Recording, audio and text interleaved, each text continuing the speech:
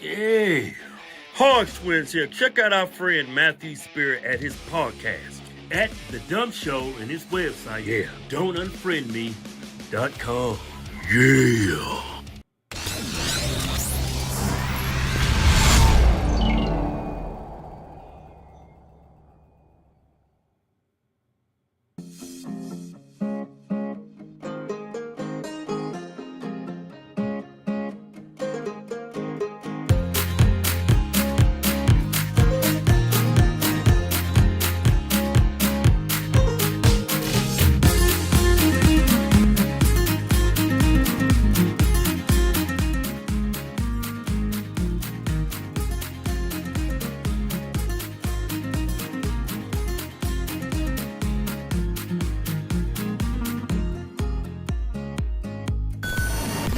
Adjusting transmitter output.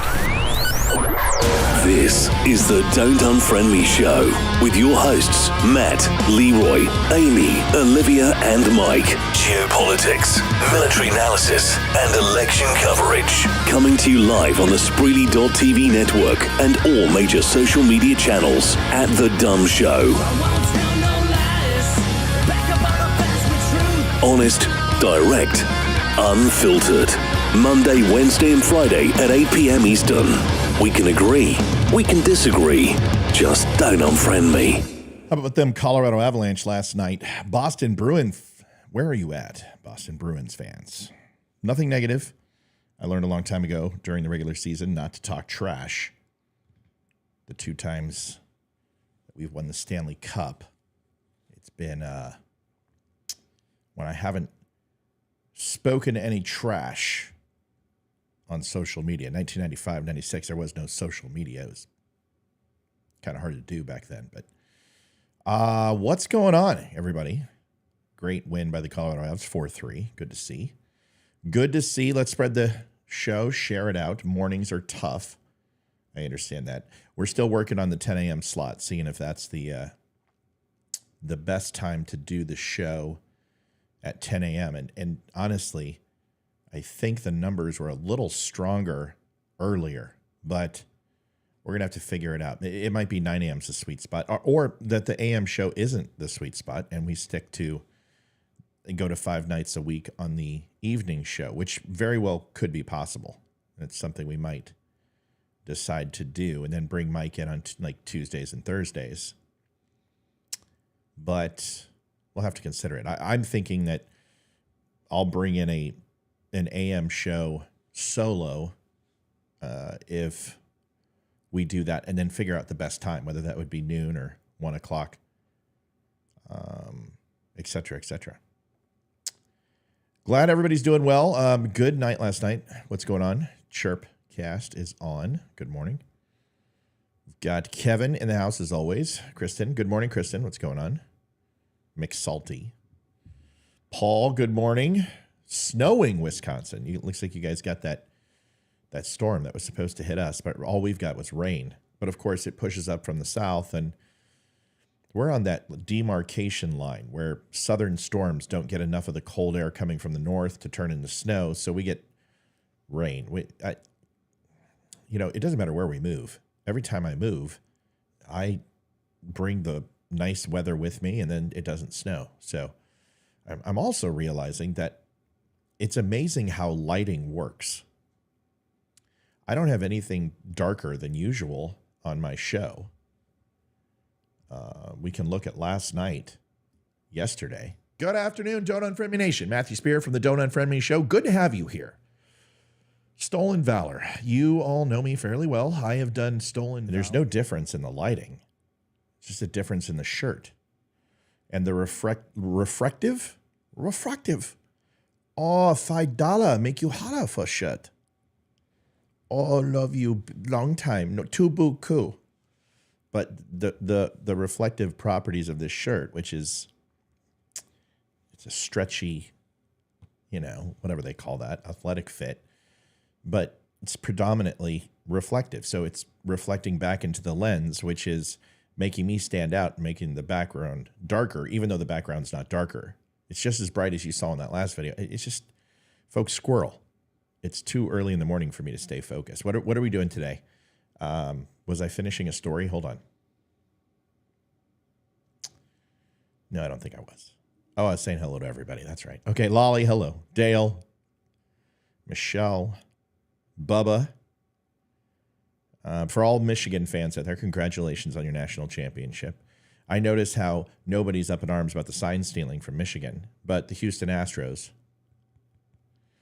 have been raked through the coals for doing something that every team does. And, of course, Astros are cheaters. I just want to know how they cheated in Dodger Stadium for Game 6 and 7 when the Dodgers choked.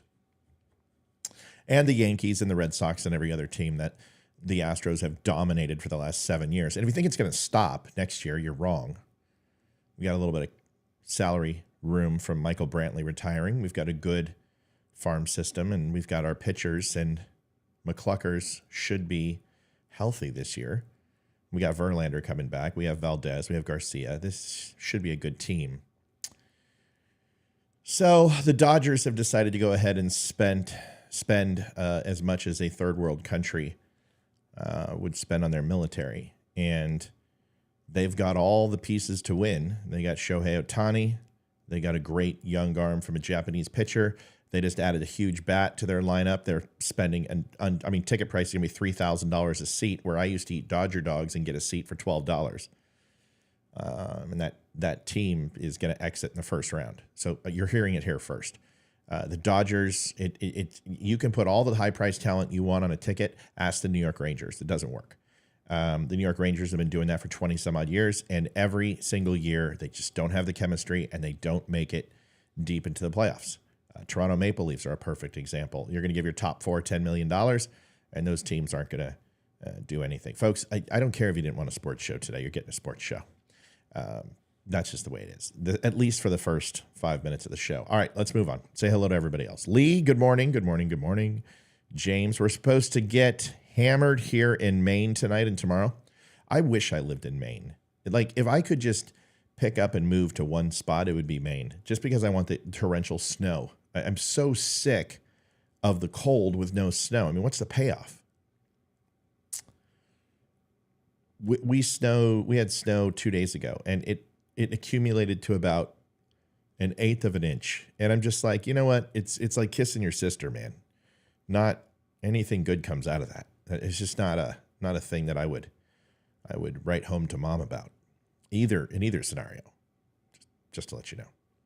Morning, Mike. Snow in northern Indiana. Okay, I get it. You guys are getting snow. Great. I'm glad it's snowing in your area. Virginia used to get snow, but the Spears moved in, so now we don't. We are global warming. I think if Greta Thunberg wants to go ahead and take somebody out, and she moves to that darker side of, becoming an eco-terrorist against people, so a humano-terrorist, she's going to kill me and my family. And the reason why is because we are global warming. Wherever we go, it stops snowing. New Mexico, we moved there, didn't snow at all. Colorado had some of the worst 3 years of no snow ever. Arizona got snow up in Anthem and Flagstaff area. When we were there for the 2 years, none. Not once. We moved to Houston, Texas, and it snowed twice. What? Houston? So at that point, just the signals got crossed somehow. Virginia doesn't snow.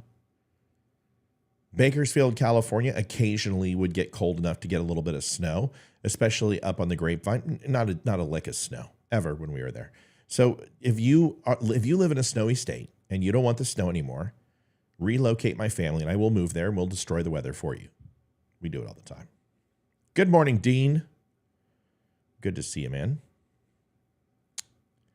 Sharon, rain and wind in Georgia. Good. I'm surprised it's not snowing. It's snowing everywhere else. Michelle, Central Texas, there's just wind. We are in a snow drought. So are we, James. It's going to be a good show today. Stick around. We got some good stuff to cover. Had total hip replacement surgery a week and 2 days. Later, my man broke up with me because he wanted his ex back. He brought me clothes. Holy crap, Angel. What are we talking about? Is there something about snow in here? Oh, Angel, it's always so sad. I'm sorry about your dog. Do we have any good news, Angel, ever? Can we just one day just have some good news coming out of the Angel Eye Camp? Can you at least tell me it's snowing there? Is at least doing that? Good morning, Matt. Hello, Sue.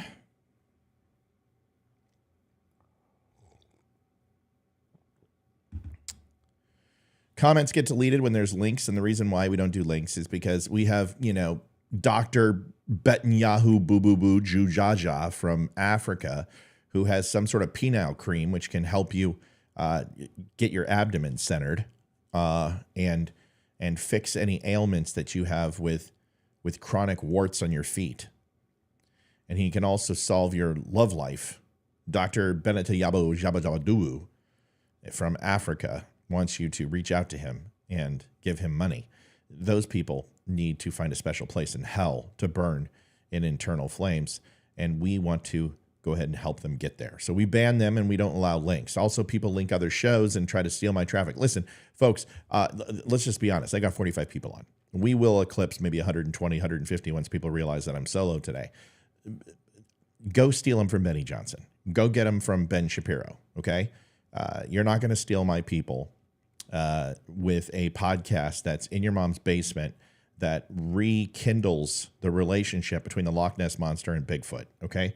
Nobody cares. They hardly care about my show. They're not going to care about yours. Alexandra, good to see you. Oh my gosh, I would love to hear some great news. I would too, Stacy. I've got some good news for you. I'm going to break down the Iowa caucus for you. And Super Tuesday. I don't know if that's good news, but it's not bad. No, it's raining. Well, damn it, Angel, I'm sorry.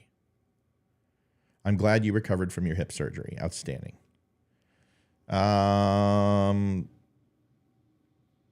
James says, JC, I just spit my coffee out.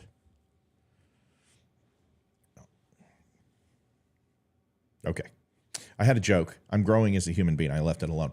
Welcome to the Don't Unfriend Me podcast. Sorry we took so long to get started. We had to get some people on. What are we going over today? Well, I've got Nikki Haley's town hall last night. I'm probably going to record DeSantis too. Play that tomorrow. And then do Trump live Wednesday. So Stacy says, love you, Matt. Well, my love is already assigned to my wife. But the highest bidder will sway my loyalties. So money always works. You can donate at thedumbshow.com.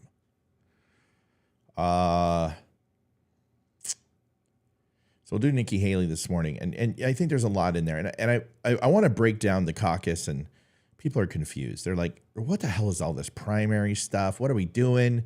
Can't we just take the condom off and get to work?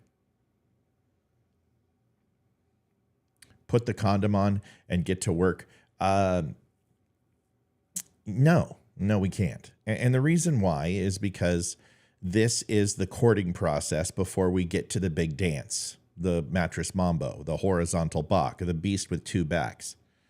Daddy's trying to help mommy find a flashlight under the covers. Whatever it is, this is what precludes this mockery of a process that we have where we pretend that we've decided something that is undecided. Now, if you're going to think that Donald Trump has it locked up, let me explain something to you. There is a very loud and raucous crowd that supports Donald Trump, and it's about anywhere from 4.5% to 7% of the population really care about their candidate, and I mean care. Now, people say they're Donald Trump supporters, but we're talking like Laura Loomer crazy. Like, I would literally wear Donald Trump's underwear if he asked me. And I've heard that is a very scary proposition as of late. All rumors, all not true, but who cares? And that group of people are nuts. I can say that. And they're on the Trump side and they're on the Biden side. And those people make up a very small percentage of the electorate, 7-8% combined tops. And they are the Trump and Biden loyalists, zealots. Trump is anointed by God. He He is the second coming of Christ. He is the only one who could help us. God save the king. Trump. And then there's the people. Biden is, the John Lennon of today. He is our Che Guevara. He's our Marxist-Leninist personified. And all hail Biden. Those people are very few and far between. Then you have another group. You've got the group which makes up about 25% of each side. And that group, and yes, right now we'd be at like 58. That group are the Trump supporters and the Biden supporters. They will never vote for Trump. They will never vote for Biden, respectively, but they are solidified in their decision process. Then 37%. I don't think we've eclipsed the number, have we? We're at 58. It's 3 to 5% of the zealots. It doesn't matter. The point is, the other half, the other large portion, 32 to 37%, whatever the number is, because I can't do math because it's too damn early. That group are the people who are willing to vote for possibly another candidate. Very rarely would that person jump to a different party, but could. And in that large number, there is a group of people inside that 35 to 37%, which is smaller, much smaller. You're looking at about 10 to 12% who are willing to switch parties inside that party. And those are the people who make up the election. Those are the people who are the undecideds, who can be swayed either way. All the money you see being spent, all the ads, all the debates, all the grab ass and the tomfoolery that you see between these candidates, it comes down to that number, that very small electorate of just a few million people, 7 to 9 million people, who both parties are trying to grab and sway to come over to their side. And these are, moderate Democrats or liberal conservatives, not liberal conservatives, but moderate conservatives who lean liberal, and then, moderate liberals who lean a little conservative. And I know that's an oxymoron. And I know you're like, how's that possible? How can you be a liberal and a conservative at the same time? Well, simple. Your fiduciary responsibilities, your economic responsibilities, your geopolitical, military, nationalist policies could be more conservative, but your social policies could be liberal. There you go. There's a liberal conservative. So a lot of people think that liberal and conservative are like a one-stop shop, is an end-all be-all for your policy. It's not. You can be fiscally conservative and socially liberal.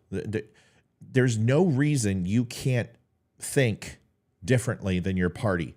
And that's really the whole theme today, because as I was reading this article on Fox, and it's really exceptionally well done. And that is very rare that I say something is exceptionally well done, because Fox has been pissing me off ad nauseum. In fact, I've been going after their reporting now for the last couple of weeks of just how blatantly stupid Fox News is. But this article is fantastic. We're going to walk through it together. And this town hall that they put on, I got to give, McCallum and Bear credit. They are probably the only thing on that channel that's worth watching. That, I like Pete Hegseth. I do enjoy Jesse. Greg Gutfeld's great. But if you want to watch somebody and actually get the straight poop, Brett Baer is pretty good. So is McCallum. They're both very good at what they do. But I saw a saying that really frustrated me. And it said, party over politics. I gotta get a sip of my grumpy mug. Notice the resemblance besides the schnoz? Seriously?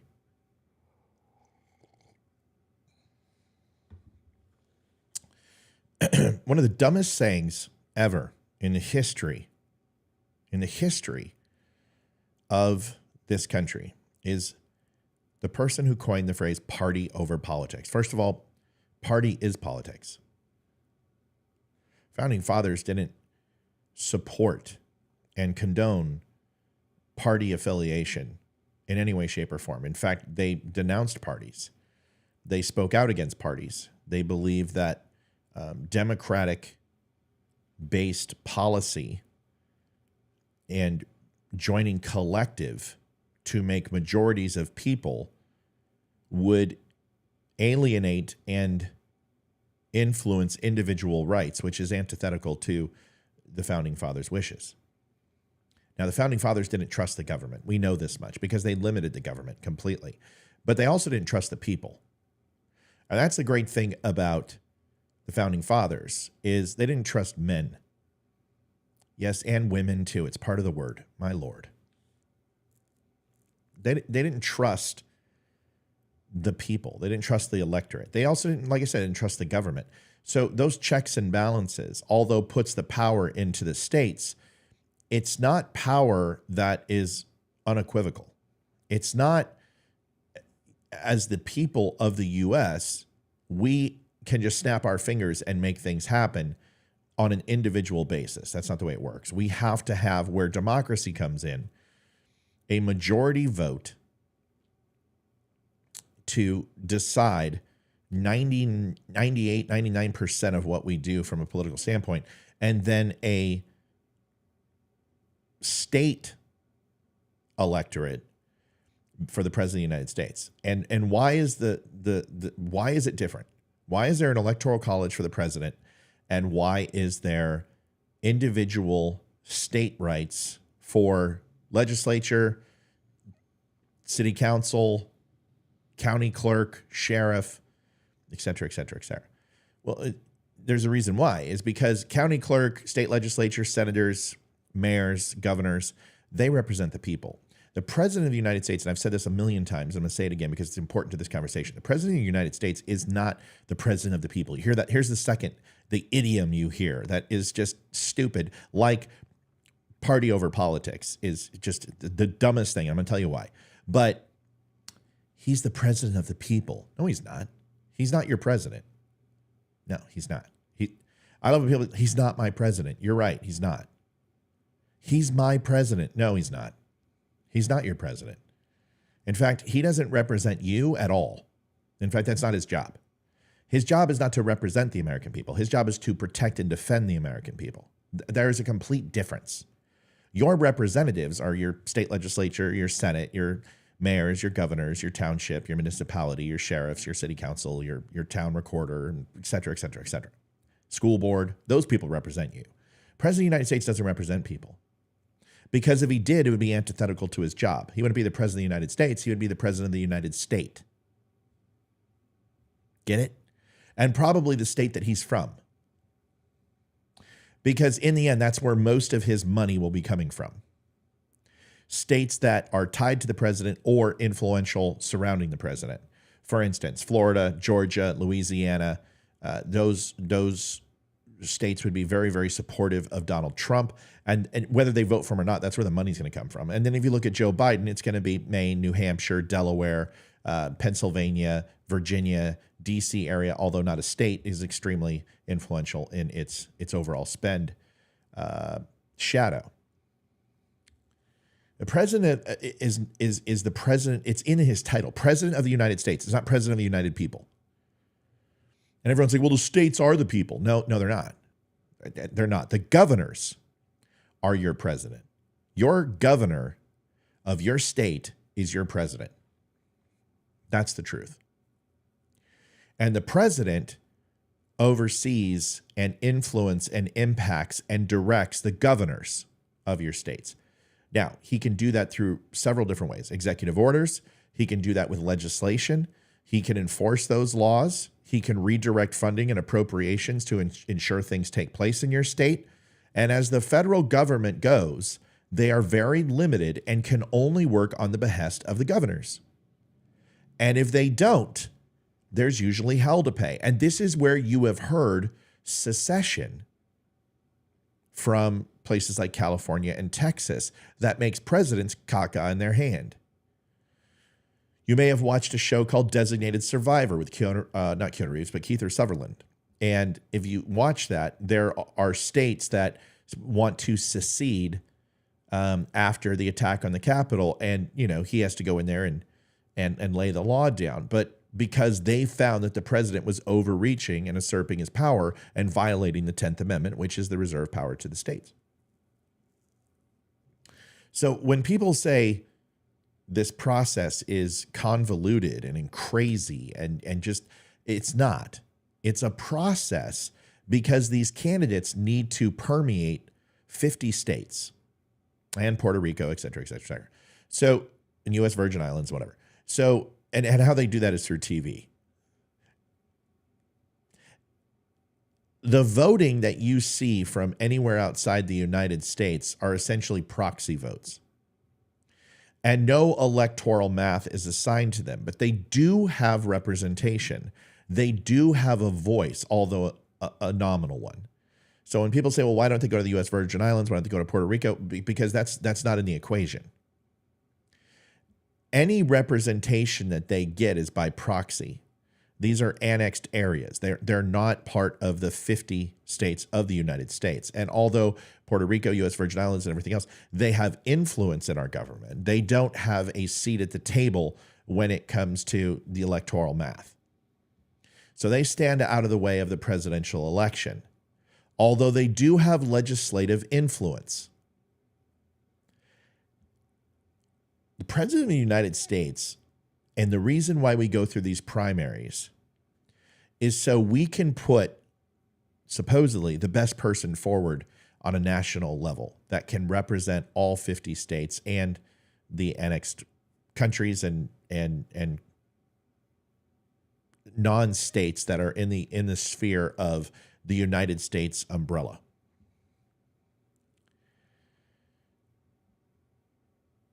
So let's break it down. Why is this important to listen to Nikki Haley and Ron DeSantis? Well, first of all, I have been telling you something for a long time. Kathy says the government is for themselves. Well, right. That's why we have a Constitution of the United States. That's why the Founding Fathers limited the government. See, everyone keeps talking about that the Republicans and Democrats are bad for America. And I want people to change their thought process just a little bit. For years, I said that this stagnation, two opposing forces of equal mass, equal distribution of power, equal velocity, equal inertia, equal potential and kinetic energy, pushing against each other, ultimately is a standoff.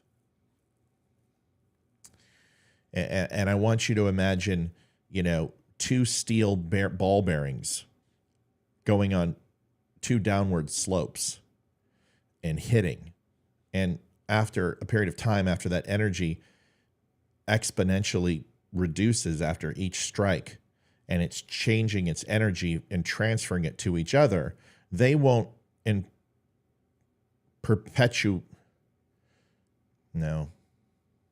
Well, it's not a perpetual state of motion, but perpetuity. They're not going to continue to at the same rate continue to hit each other. Now you've seen those little little ball bearing little things that you put on your desk. Those don't go on forever. And after a period of time, they will stop. They're not a forever thing.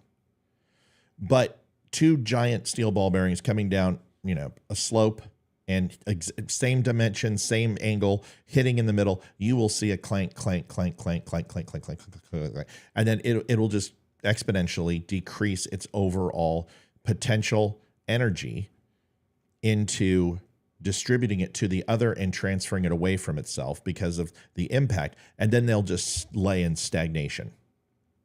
And the gravitational force on this ball and this ball are equal mass, equal size, and there's no potential energy being transferred any longer. They will never move. And you could go ahead and put a force here and push that ball and the other one up the hill, or vice versa. But if you continue to put pressure on both sides, the only thing that will happen eventually is that there will be enough pressure that will crush, and those two pieces of matter will join, because there is enough pressure and enough friction to break the tensillary factor of both balls and have them transfer into each other by sharing molecules and atoms and everything else. The excitement of energy will move so quickly that they will meld into each other. And that's when you get things like molten metal and et cetera, with a certain amount of energy, they will collapse upon themselves and meld together. Assuming that that process can't take place, assuming that you have some sort of barrier in between them, which is 50% equal force, Republicans, Democrats pushing against each other like this, the only thing that's going to break that tension, because there never will be enough force from one way or another to push them together, is that you need a third form of energy coming in the middle to break them up, to push both to the side and to separate them. Now, that for years, decades, since Ross Perot was an independent party. And then you hear people say this all the time. Oh, we need an independent party. You hear the president is for the people. You hear party over politics. And the other thing you hear is we need a third party. We need a third party to come in and push the stagnant forces of 50% of the United States here, 50% of the United States here, pushing together and getting nowhere, and then a third force to come in the middle and break them apart. And then we'll have a government that works. And actually, that's not true. If you introduce a third party into the United States system the way it is right now, nothing will ever get passed. Ever. Because the way that our government works really is on a 2/3 and a 3/4 majority. If you want to propose an amendment or a piece of legislation, it's actually a lot easier to get it through than it is to amend or revoke or take away affirmation of that piece of legislation. It takes a 2/3 majority to get what you want through. Now, a lot of people have said, oh, that's the filibuster and blah, blah. It doesn't matter. You need 33.3% by 2/3, so 66.66%. It's rounded to 66 out of 100 senators agreeing to get a 2/3 majority. Now, if you want to change an amendment, if you want to alter one of our amendments, you have to have a 75%, which is a supermajority. And the reason why the Founding Fathers did this is because they didn't. That's not what they did. The Founding Fathers in the Senate wanted a 50 plus 1. 50 being 50 senators plus 1 would be the tying vote as the vice president. That was the deciding factor. We can talk about Harry Reid. We can talk about the filibuster. We can go back into the Democrat policies of trying to make it difficult to change legislation or pass legislation, because that is the way you circumvent government. And what's interesting is that creates limited government.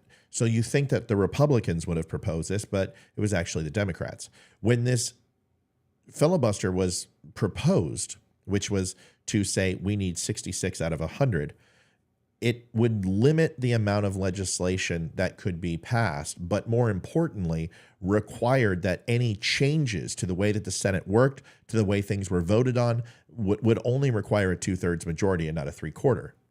This created huge problems when the 50 plus 1 was a very feasible thing to achieve, but it was not feasible when it came to the 60 2/3 majority rule. When you look at that when it comes to the House, or you look at that when it comes to the Senate, it's very difficult to get legislation passed based on this. And what we found is, after the Ross Perot effect, is you saw a very large number of independents run on ticket, more than what we have now. And you would find that in the House, you would see, 20 to 30 independents, or libertarians, or non-Democrat Republicans. In the Senate, you would see, 2, 3. I think the most we ever had was like 7 or 7, 8, something like that, independents. And what that created was this Joe Manchin Christian cinema type thing, where these votes ultimately held so much power that they would just simply say, I abstain. I'm not going to vote. Now you don't have the 2/3 majority. You don't get it passed, or you don't even have a simple majority at 50 plus 1, because I'm going to abstain and I'm going to sit out. This fractured government. This stopped the ability for Clinton to get anything passed, Bush to get anything passed, and even Obama in his first term struggled to get things passed because of this third inertia that would push the two opposing forces. Republicans shouldn't want a third party. Republicans don't want a third party because not only does it completely surrender the power of what Republicans have, and Democrats shouldn't want it, but Democrats are big government.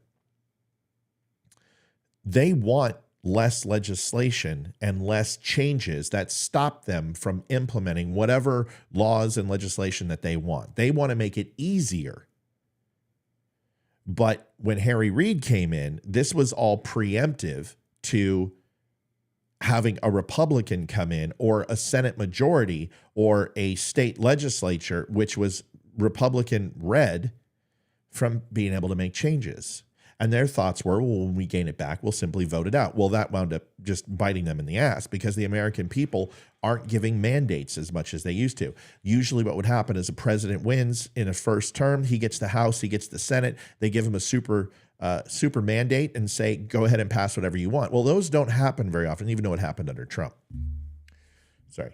So the whole point of this whole conversation and why we're talking about this morning is because government should be limited and it should be difficult to get legislation passed. If you impose a third party into the equation and you make a third party, nothing will get passed, ever. And this will create the conversation that we're hearing from Democrats right now, which is we want Puerto Rico, we want the U.S. Virgin Islands, we want blah, blah, blah. We want these countries to have an electoral representation in the presidential election. And then, of course, once that's happened and they get a statehood, they're also going to gain House of Representatives seats and they're going to have congressional seats. When you do that, you circumvent the system and you throw the game.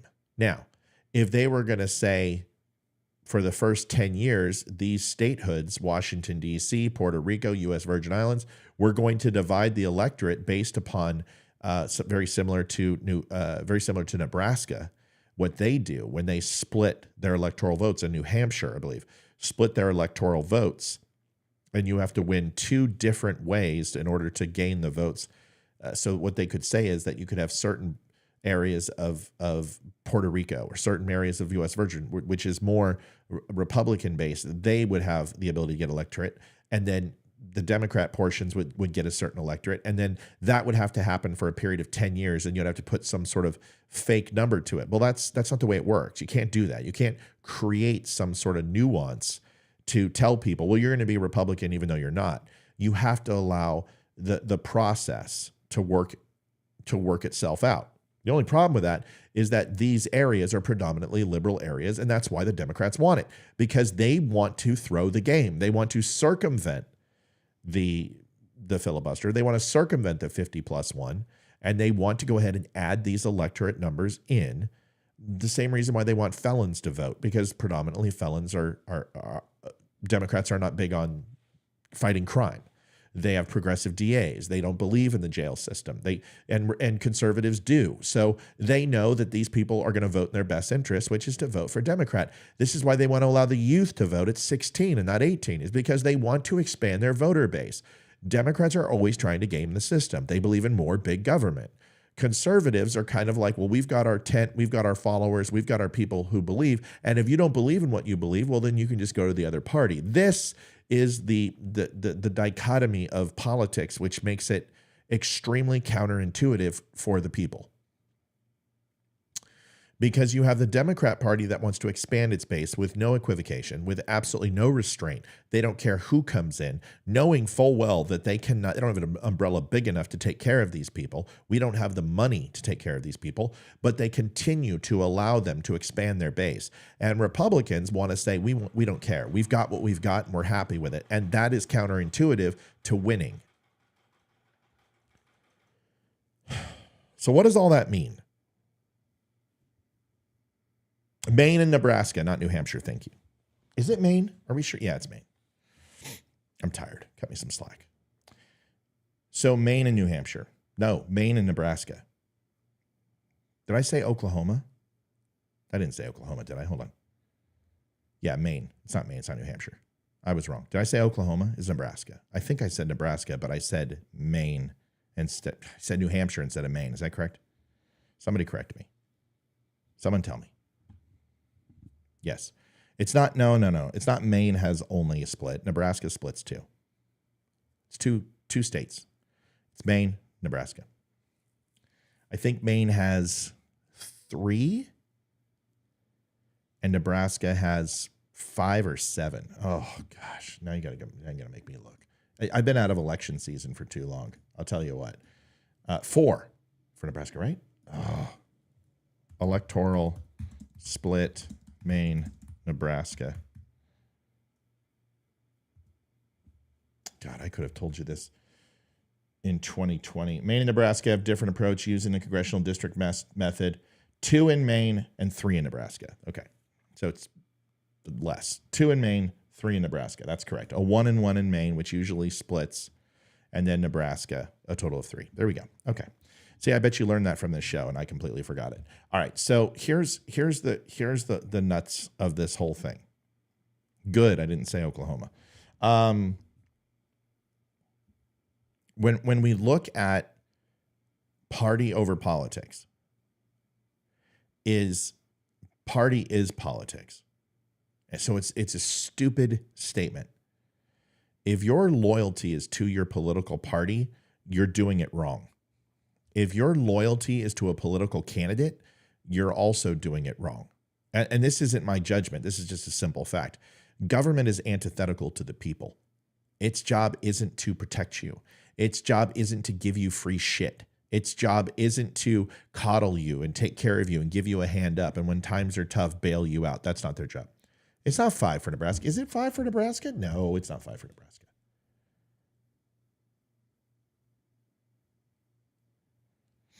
I don't think it's 5. Nebraska wouldn't have more. Would Montana, Wyoming, Nebraska population? No, I don't think so. Let me look. I got you. I'm looking.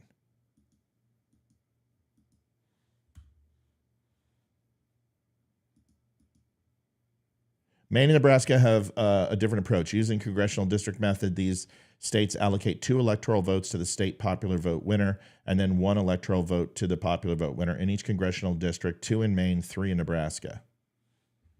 Is it 5? God, you know, I'm so embarrassed because I must have talked about this 100 times on my show. And for the life of me, I cannot remember. I don't think it's that many. 5 for Nebraska, Angel says. All right, hold on.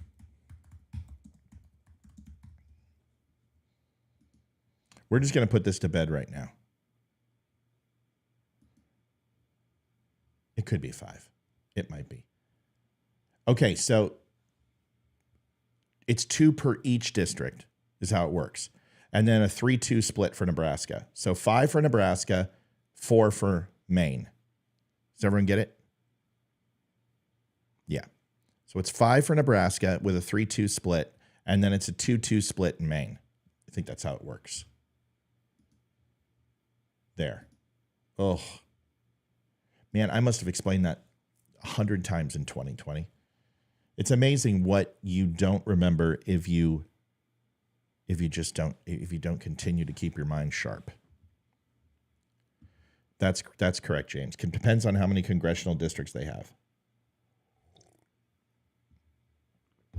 All right. So when we talk about this, party over politics is completely antithetical to what we're looking for. It shouldn't be loyalty to Trump. It shouldn't be loyalty to Biden. It shouldn't be loyalty to the political party.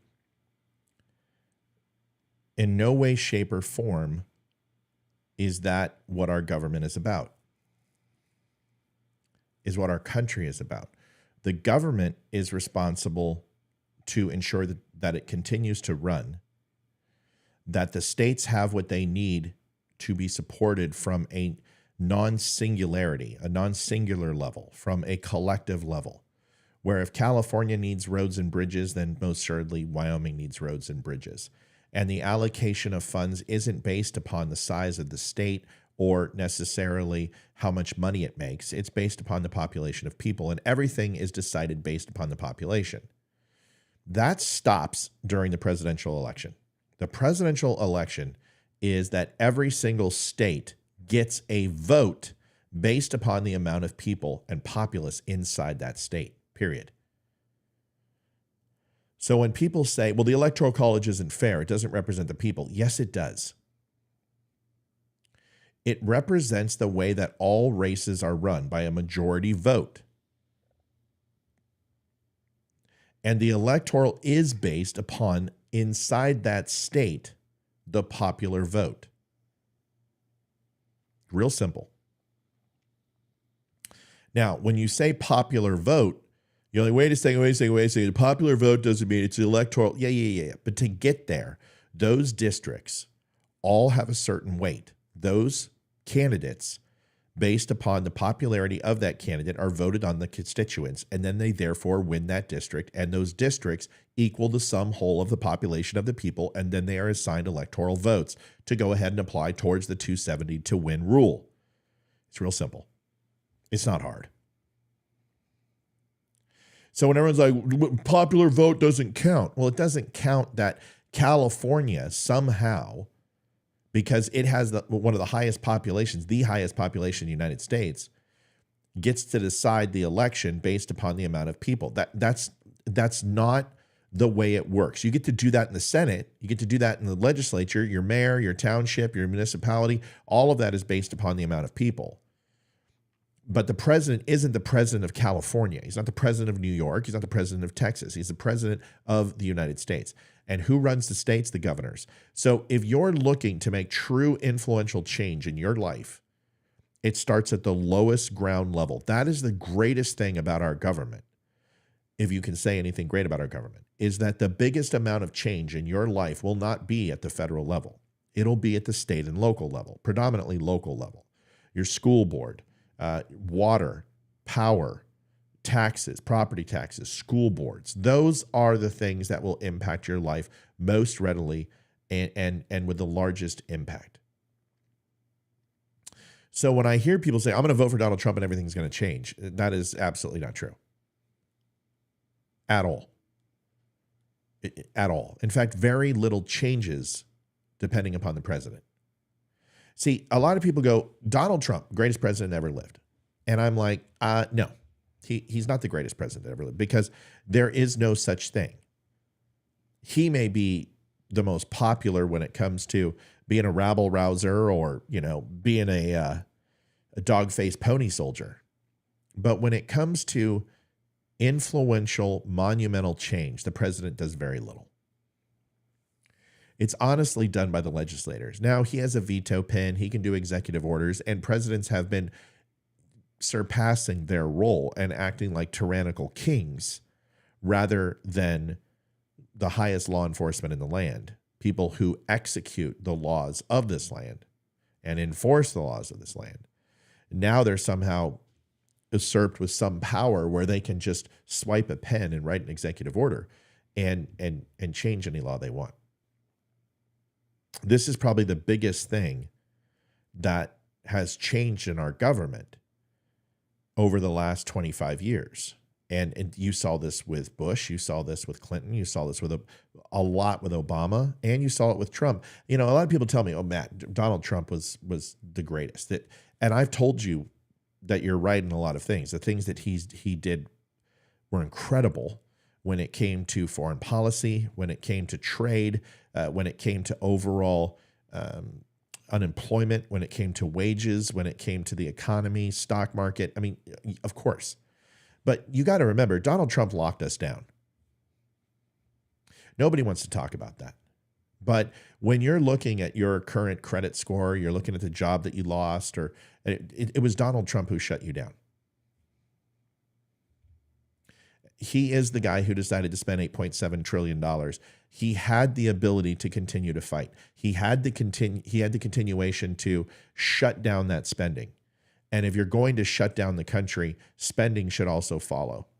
But these stimulus bills and these constant, forgiveness loans and PPP loans, where billions upon billions of dollars was stolen by unethical business practices, where billions of dollars was forgiven on credit card debt, where home loans weren't paid, where small businesses were shut down and there was no penalty, where apartment complexes and rental places couldn't collect dollars on squatters and people who were not paying their rent, where electric bills and gas bills in these towns were forgiven for absolutely free. With what money? All of this, Donald Trump had something to do with. All of these things had, okay. Darren's like, I was never shut down. You're the one person. So congratulations. The rest of the country was. And there were some states that didn't, and I get that. Some states resisted it, but not all of us were so lucky, okay? Not all of us were so lucky. I lost my job twice. I had a $175,000 annual salary. I was a VP for another company. I was doing very, very well. We were expanding. Boom, lost my job. 6 months later, I went with another company. I worked my way back up to vice president and got 175,000 plus vehicle. The whole works, was doing great. We were expanding, and bam, I lost my job. Not everybody benefited from that. Donald Trump pushed the vaccine. Donald Trump put Fauci in place. Donald Trump handed the keys to the country over to Fauci. Donald Trump did some things that I don't agree with. And you're going to have to just come to grips with that at some point. At some point, he's going to have to answer for that. You understand that, right? That's why he's not debating. Donald Trump's not debating because people are when has Donald Trump ever shied away from a fight? Come on. Donald Trump doesn't want to answer his record because there are some things that he did that were absolutely abhorrent.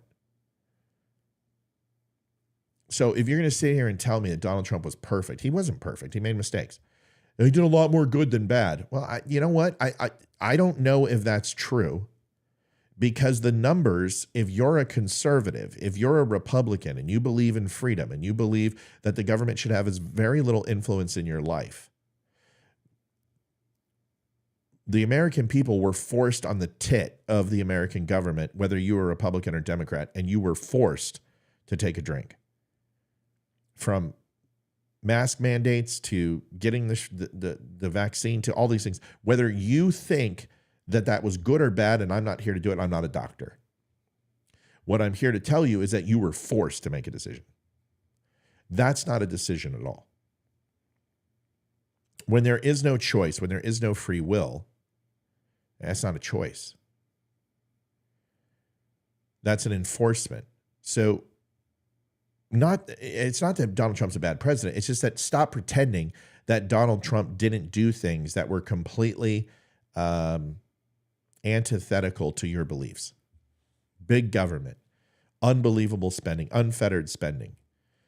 And there's plenty of things that he did right, but I didn't vote for Fauci.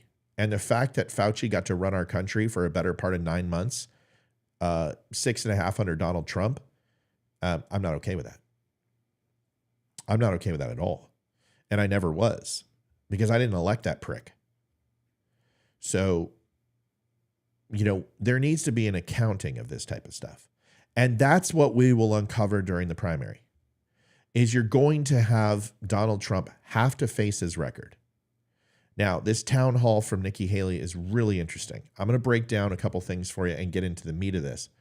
And I appreciate everyone's patience with getting this kicked off, because it's a big conversation. This isn't a small conversation.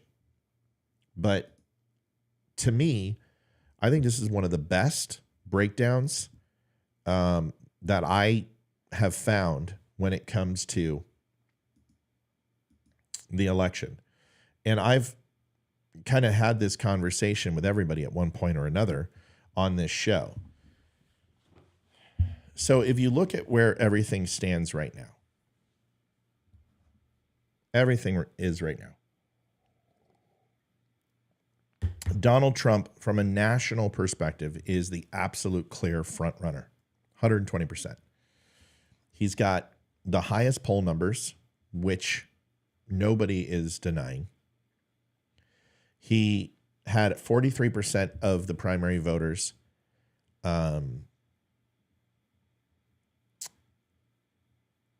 in Iowa. He's at a 52% with a 34-point lead. South Carolina, a 53% with a 31-point lead.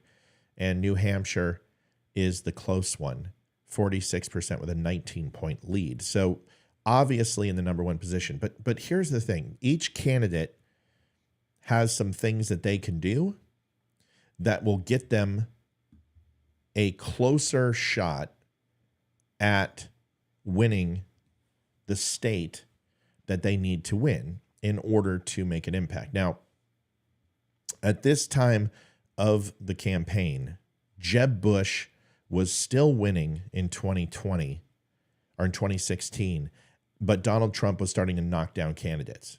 You were seeing a massive amount of candidates taking hits, and Republicans were falling like flies out of these debates. And when you look at the primaries themselves, with Donald Trump, Nikki Haley, Ron DeSantis, Chris Christie, and Vivek Ramaswamy, and these numbers are accurate. These are not national polls. National polls inherently are not accurate in the least.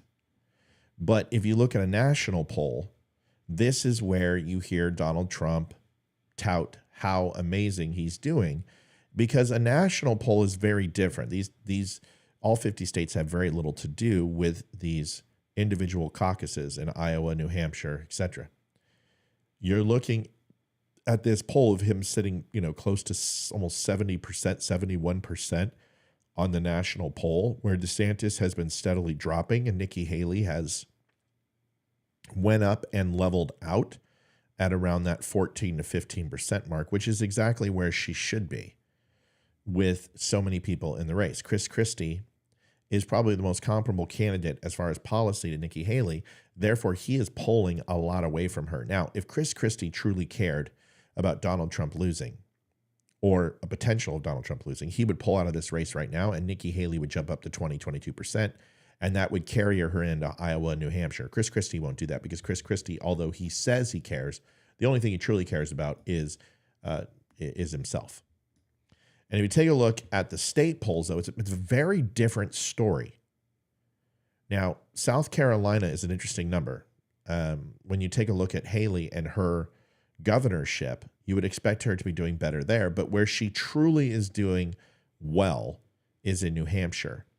Now, DeSantis has been pushing in Iowa heavily, and Trump has made his pit stops in Iowa, but Donald Trump has been slowly bleeding percentages from a state poll. Now, these state polls are much more accurate and indicative of what will happen. National polls are not a good indication until you get to the general election. And even those are crap. We saw that with 2020 and we saw it with 2016. Hillary was destined to win and Joe Biden was destined to lose. And we got something much different than that result. But the one I want you to focus on is right here, the New Hampshire CNN poll and the Suffolk poll. And that is showing that Nikki Haley is within striking distance when it comes to Donald Trump. Trump, by far, doesn't really need to do much. He needs to address DeSantis and Nikki Haley. He needs to address on a smaller stage these questions that are going to hit him in the general election. Otherwise, he is giving Joe Biden cannon fodder. He is giving Joe Biden a handout when it comes to the debate, where if he doesn't show up to the Biden debate, it's going to kill Trump. It's going to absolutely hurt Trump with people, because remember that it's not his base that we're worried about. His base is going to go through a snowstorm, tornado, and herpes to go ahead and vote for him. It's that 7, 9, 11% of the voters who still may support Trump, but are willing to vote for another candidate like Haley or DeSantis, especially in New Hampshire and in Iowa. And if one of these candidates picks up these states, it's going to hurt Trump. Now, if you think that that's not true, you just don't follow politics. Because if you go and look at 16 or 20, Pete Buttigieg and Bernie Sanders both held massive amounts of lead over Joe Biden. And if one of them were a solidary candidate and it wasn't both of them, the numbers would have been staggering. And Joe Biden came in because of the Carolinas and went ahead and, obviously did the Kamala Harris thing and pandered to the black vote, because a lot of the things that he had said were surfacing. And the African-American vote was super soft in Michigan, super soft in Wisconsin. They didn't show up for him. It was an all mail-in ballot. And this is where the Democrats got the understanding that they could go ahead and say, oh, well, if we lock down the national, lock down the swing states and go to a mail-in ballot system because of COVID, we're going to see a nominal result for whatever candidate we put through. And that's what they saw in Michigan and Wisconsin, was an incredible increase in overall vote participation, because it was all mail-in ballot. It was very simple for people to go to their mailbox, fill out their form, and mail it in. Well, during COVID, that's all people could do, besides watch reruns of Jerry Springer and hunt for toilet paper. And this is why the 2020 election went the way it did, especially in the swing states. I've made this argument for 3 years now, and I'm not going to get into it again. But when you look at this, it can change in a New York minute. And it's not that everyone's like, oh, Donald Trump's too strong, he's too powerful. Yeah, that's fine. But unless the bellwether tolls, unless the weather changes, and if Nikki Haley can come in and take New Hampshire, that is going to propel her campaign forward. Because here's what Donald Trump has. Donald Trump has a few things, and this will kind of spell out each candidate's strengths and opportunities. Now, besides Donald Trump's social media presence, besides that he is former president, he's trying to get 10 caucus members to turn out to just lock up and get Iowa. He leads the field in small dollar donations, which is probably one of the biggest things for a candidate.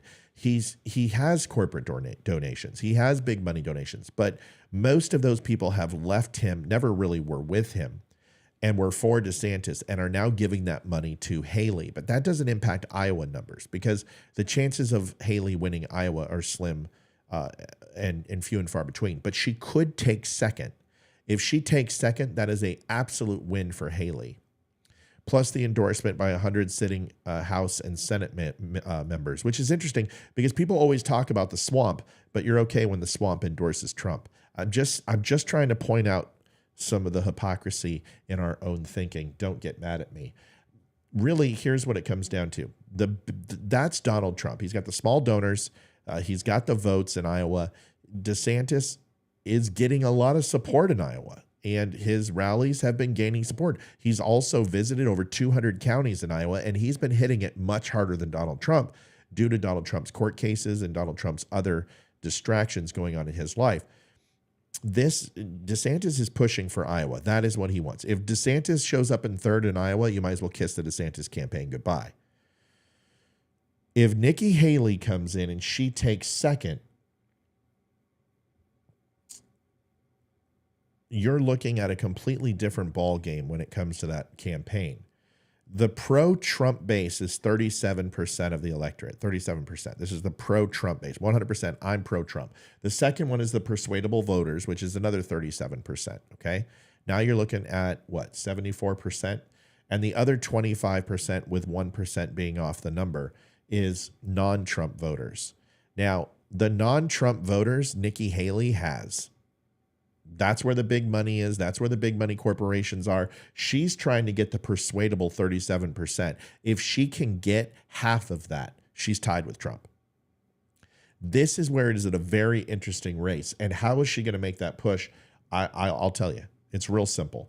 If we take a look at this 37, 37, and 25%, this is where the Republican Party is at. Okay? That, when people are saying, well, wait a second, there's 70 million people who will vote for Trump. I want you to understand that what has happened since 2020 has turned off a lot of people. Do I believe that there are 70 million Trump supporters out there who are going to flock to the... No, I don't. I don't even think that number is even close. Do I believe that there's about 42 to 43 million Trump supporters who will absolutely vote for him no matter what? Yes. Do I believe that that persuadable group will vote for Trump if he wins? Yes. So now you go ahead and jump it up to 74% of the Republican base is going to vote for Trump. But there are 25% of the base that is absolutely no Trump whatsoever. These are never Trumpers who will not vote for him. He has to make that up from somewhere else. And has he done enough to earn that middle of the road minority vote? Well, black vote's showing very promising based upon the numbers. So is the Hispanic vote. So there are some gains. But this is where I said, and I've said it 100 times, and I'll fight anybody who challenges me, that Nikki Haley is a candidate that he's going to consider. And guess what? I wound up being right. So if you look at the news last week, go ahead and type it in if you want. Nikki Haley, Trump considers Nikki Haley for VP. And I will go ahead and take all the donations you have and all your penance and alms for a blind man that you want to go ahead and provide me, because I told you he was going to vet her. He would be stupid not to vet her, because it doesn't help him with his Trump base. Who cares? Trump base is going to vote for him anyway. What it does is it brings in those persuadables and those never Trumpers. And if he gets those people to come in, at least half of each number to vote for him, he's going to be the next president of the United States. Nikki Haley brings that to him, because that is the big donor base. Those are the people who have a lot of money, who have a lot of influence, people who still trust the media, trust the newspapers, etc. This is why Donald Trump needs to consider Nikki Haley, and why he is. So all you poo-pooers who went ahead and go, oh, this guy supports Nikki Haley. No, I support good politics.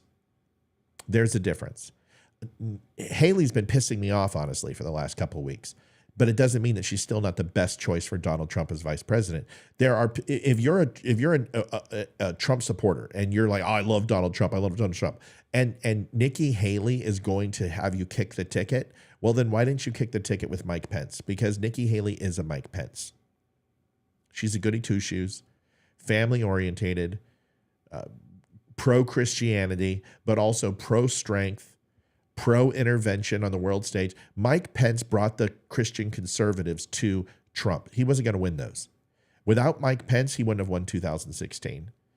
And without, obviously, Comey going ahead and launching the investigation on Hillary, there's a lot of things of why he wouldn't have won if this didn't happen. But if you think that the vice president isn't picked because it brings an element of votes to Trump, listen, Trump wants the Carolinas. Putting in Haley in power, giving her a vice president seat, actually exposes the Northeast states from Joe Biden and to Donald Trump. It makes them very tight and very interesting. And he won't win the Northeast, but then Joe Biden will have to campaign in the Northeast, which is normally a lock because of Nikki Haley.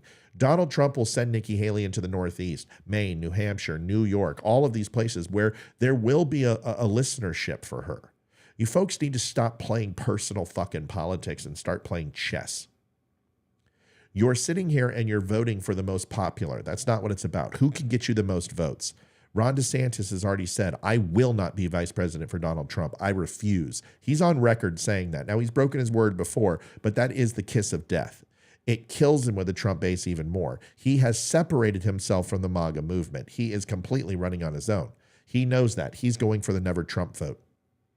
Nikki Haley is playing for the persuadable vote. And as long as she gets that persuadable vote, that 37%, it will show up in New Hampshire. That should be her goal, is to win New Hampshire. And honestly, based upon her spending, it is. Here's why. 51% of people in New Hampshire are favorable of Donald Trump, 15% are neutral, and 34% are unfavorable.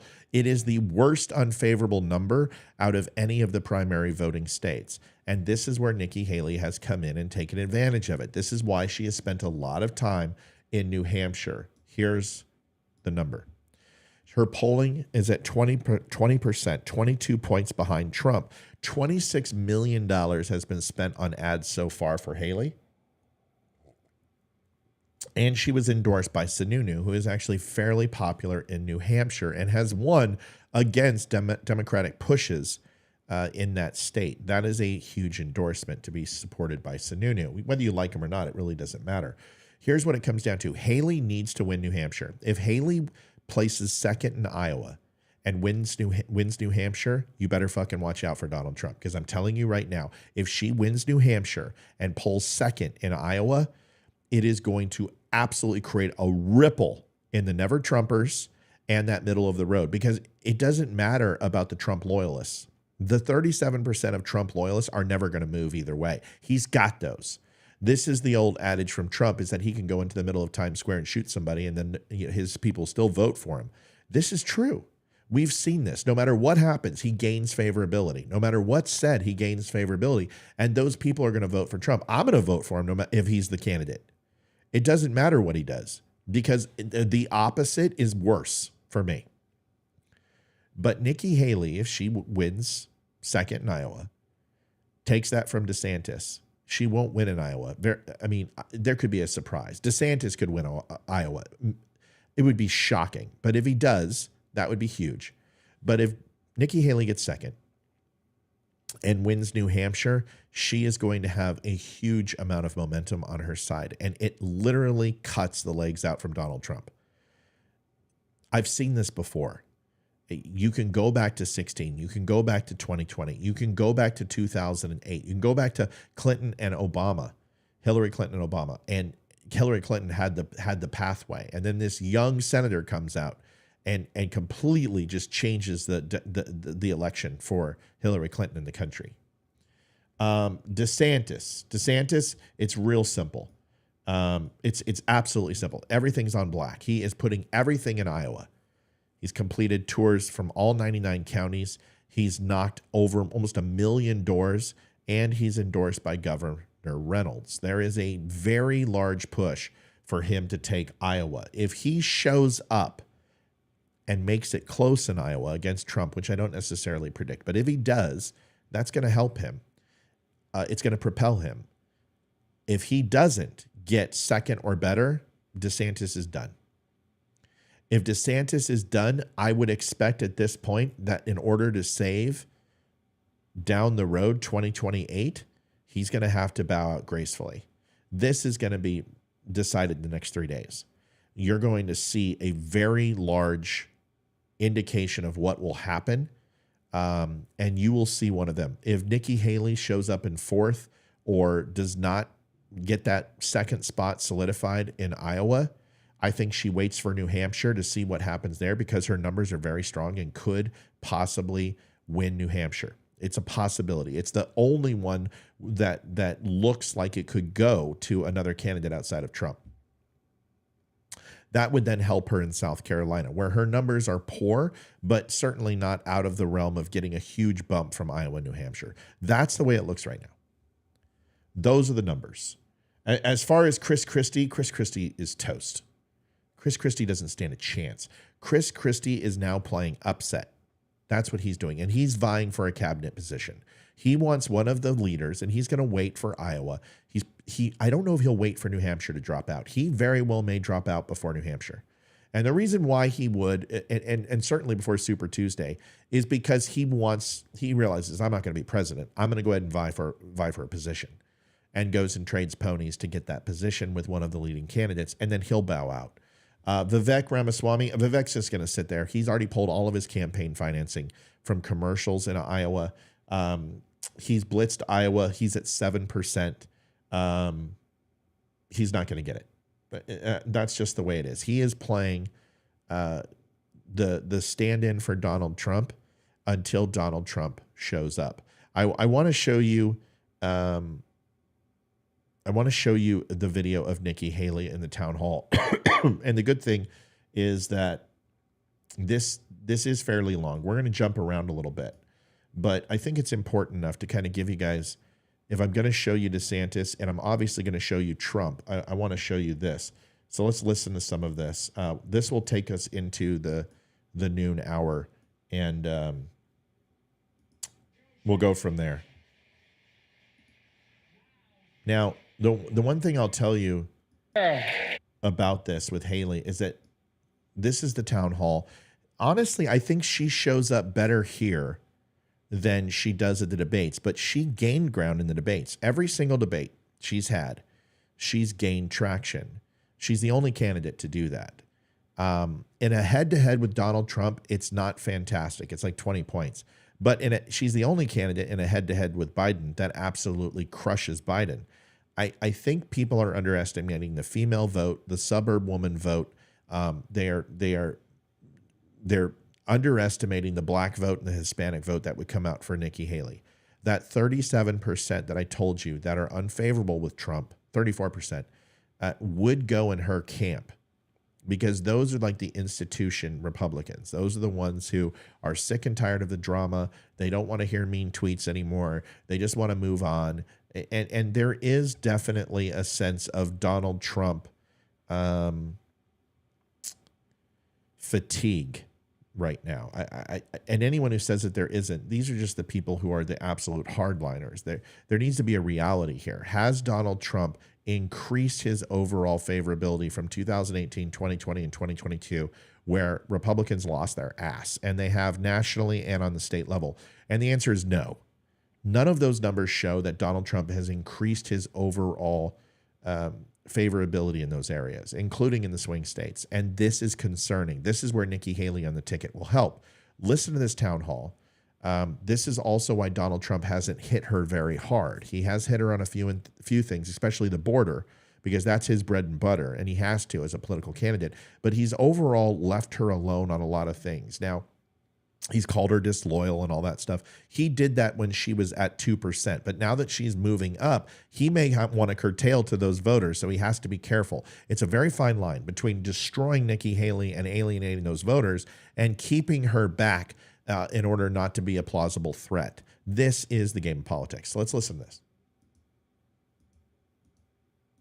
In Charleston, South Carolina, Governor Haley, welcome. Thank you. Clearly, we wanted to start there. The first part of that soundbite was pretty much aimed at you and your answer in that New Hampshire town hall about the cause of the Civil War. You've since explained that slavery was the cause, but what's your reaction to the president going to the Mother Emanuel AME Church, a church in Charleston you often talk about, and he said to go after you and what he called MAGA Republicans led by a defeated president? I mean, first of all, Mother Emanuel Church is a sacred place. I mean, we lost 9 amazing souls that night for just going to a Bible study. And I will tell everybody, those amazing people, all 12 of them, See, these comments I don't understand. Nikki is not to be trusted. Trump forever. Why is Trump vetting her for VP then? Why hasn't Trump nominated another VP then? If Trump wants to put Nikki Haley to bed, all he has to do is nominate a VP in his cabinet. Why hasn't he done that yet? Because then it takes all credibility. People are holding on to her as a possible VP pick. So why not just cut that leg out from underneath her before Iowa? So this is what I don't understand. This isn't a sports team, Richard. I don't understand people who do this. This isn't the frickin' Michigan Wolverines here, okay? This isn't the Green Bay Packers. It's not the Pittsburgh Penguins. This is a person who is running for a political position in order to get Donald Trump nominated to president. If you don't want that, that makes sense. But who do you think is going to fill in? I don't understand. You obviously know that the major vice presidential candidates that are being talked about are Nikki Haley, Noem, and Vanek. Isn't that her name? Something Vanacek? Whatever. Those are all women. There's a reason. Oh, and Christy Lake, right? I called this 3 years ago that Donald Trump needs to put a woman on the ticket. It single-handedly locked it for Joe Biden. It'll do the same for Trump. Biden was extremely unpopular, especially with the African-American community, and they did not turn out for him. He got it with a woman's vote. It left Trump and it went to her, and it went to Kamala. That's what happened. Whether you like that or not, that's the truth. What do you mean she can't be trusted? Give me a specific example of why you can't trust her. Nobody ever can. Oh, she's taken money. No, she hasn't. Donald Trump met with the Koch brothers. Donald Trump met with BlackRock. Donald Trump met with every single major billionaire real estate and Wall Street mogul to garner money. He met with all of them in New York. Does that mean that Donald Trump can't be trusted? Ron DeSantis did the same thing. If you think that any presidential candidate is going to turn down millions upon millions of dollars for their campaign during a presidential election, you're insane. So, Richard, I'm not picking on you. It's okay to be like, Trump forever. Trump forever. What is he, a king? What is he, God? It can't be Trump forever because our Constitution won't allow that. It's Trump for now or never again. He will not run again. He can't run again. Donald Trump's age is becoming a factor. So when we say Trump forever, what do we want? Do we want a monarchy here? Are we a totalitarian government now where we believe that one candidate should always be president? If that's who we are, then dare I say that this country is no longer the country I want to be a part of. Because we don't vote for a single person to be king. Trump for 2024, I can get behind it. Trump for 2024 and Nikki Haley as a possible running mate to go ahead and secure northern state opposition to Biden, where he has to change his campaign to stay out of swing states and start going to his home base because she could possibly flip one of those states. I'm for that. You don't like Nikki Haley. There is a difference. I don't care. You didn't like Mike Pence either. Mike Pence gave the Christian conservative vote to Trump. You did it because it was a necessity. This isn't show friends. It's show politics. I have been laughed at by people who have been wrong. You guys were wrong in 2018 when I told you Republicans were going to get shellacked. We did get shellacked. I told you in 2020 we were going to get shellacked. We got shellacked. I told you in 2022 we were going to get shellacked. We got shellacked. I thought that Donald Trump had a very good chance of winning the presidential election, but I told you to be careful because mail-in ballots were going to decide this election. I told you to hold on because this 12-point lead was going to be dwindled down to about 1.5 points by morning. I told all of you that. You can see it. I was live for 8 hours during it. I was the only one who was saying it. Me and Crowder were the only ones on. I had 3,000. He had like 6 million. I was a no-name podcast, and I still am a no-name podcast, but I was there, and I told you what was going to happen. And then everybody woke up in the morning and flipped their shit and started talking about stolen elections when I told you that they were counting the day of votes first, and that a lot of these states had subpoenaed against the state and the federal election and the FEC to extend their voting to 10 to 2 weeks out. Pennsylvania asked for 2 weeks because they did not have the people available to count the mail-in ballots. We had never seen so many mail-in ballots. 65 million more votes than the highest election we've ever seen in the United States. And people were saying to the postmaster, and they were advocating to the postmaster general, we need more people. We need more funding. They went to Pelosi, asked for more money. Donald Trump tried to stop that money from coming in because he knew what was happening with the mail-in ballots, and it was unconstitutional. Guess what happened? Everything changed. Everything changed after the election.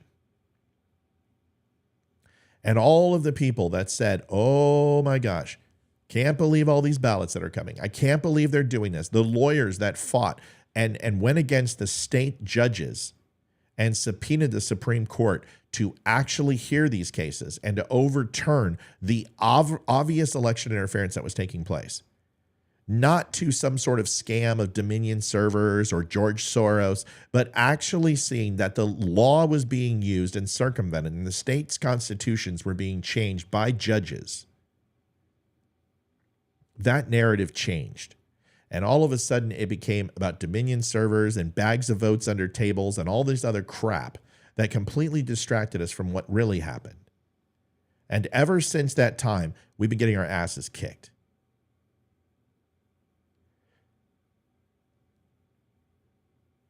You can sit here. Nikki is a rhino like Pence. What is a rhino? You guys think that Liz Cheney is a rhino, yet she voted for Donald Trump 93% of the time. Adam Kinzinger is a piece of shit, just like Liz Cheney. He voted for Donald Trump 91% of the time. Your definition of a rhino means a Republican in name only. And the only way you define a legislator is how they vote. Now, is it because she's a rhino because Liz Cheney doesn't like Donald Trump? Then your definition of rhino needs to change. This is what y'all do. You went ahead and you label people as rhinos. What you mean to say is they disagree with Trump. Therefore, they're no longer Republicans. Donald Trump is not the Republican Party. He's not the Republican Party. He is not the Republican Party because when Donald Trump leaves and he no longer runs anymore, the Republican Party is going to die, is what you're going to tell me. The Republican Party is no longer the Republican Party, folks. It hasn't been the Republican Party for a long time. If you disagree, call in the number 804-212-2208. Tell me why she's a rhino. Tell me why. I'll give you a free t-shirt. Phone lines are up. I'll give you a t-shirt. Tell me why she's a rhino and explain it to me. Convince me that she's a rhino. I'll get you a free t-shirt.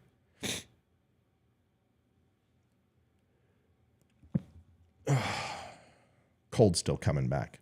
Get you a free t-shirt. Let's watch the rest of this. When someone else showed up that didn't look like them or act like them or sound like them, they didn't call the cops. They didn't throw him out. Instead, they pulled up a chair and prayed with him for an hour. And when they bowed their heads in that last prayer, he began to shoot. These were people like Ethel Lance, who had just lost her daughter 2 years prior to breast cancer. But she would go around Mother Emanuel Church singing, "One day at a time, sweet Jesus, that's all I ask of you. Give me the strength to do every day what I have to do." Tywanza Sanders, our youngest victim, had just graduated college. And on that night, he stood in front of his 87-year-old great Aunt Susie and looked at the killer and said, "You don't have to See, Amy? do this. We mean no harm to you." Or it was someone like Cynthia Hurd, whose life motto was simply to be kinder than necessary.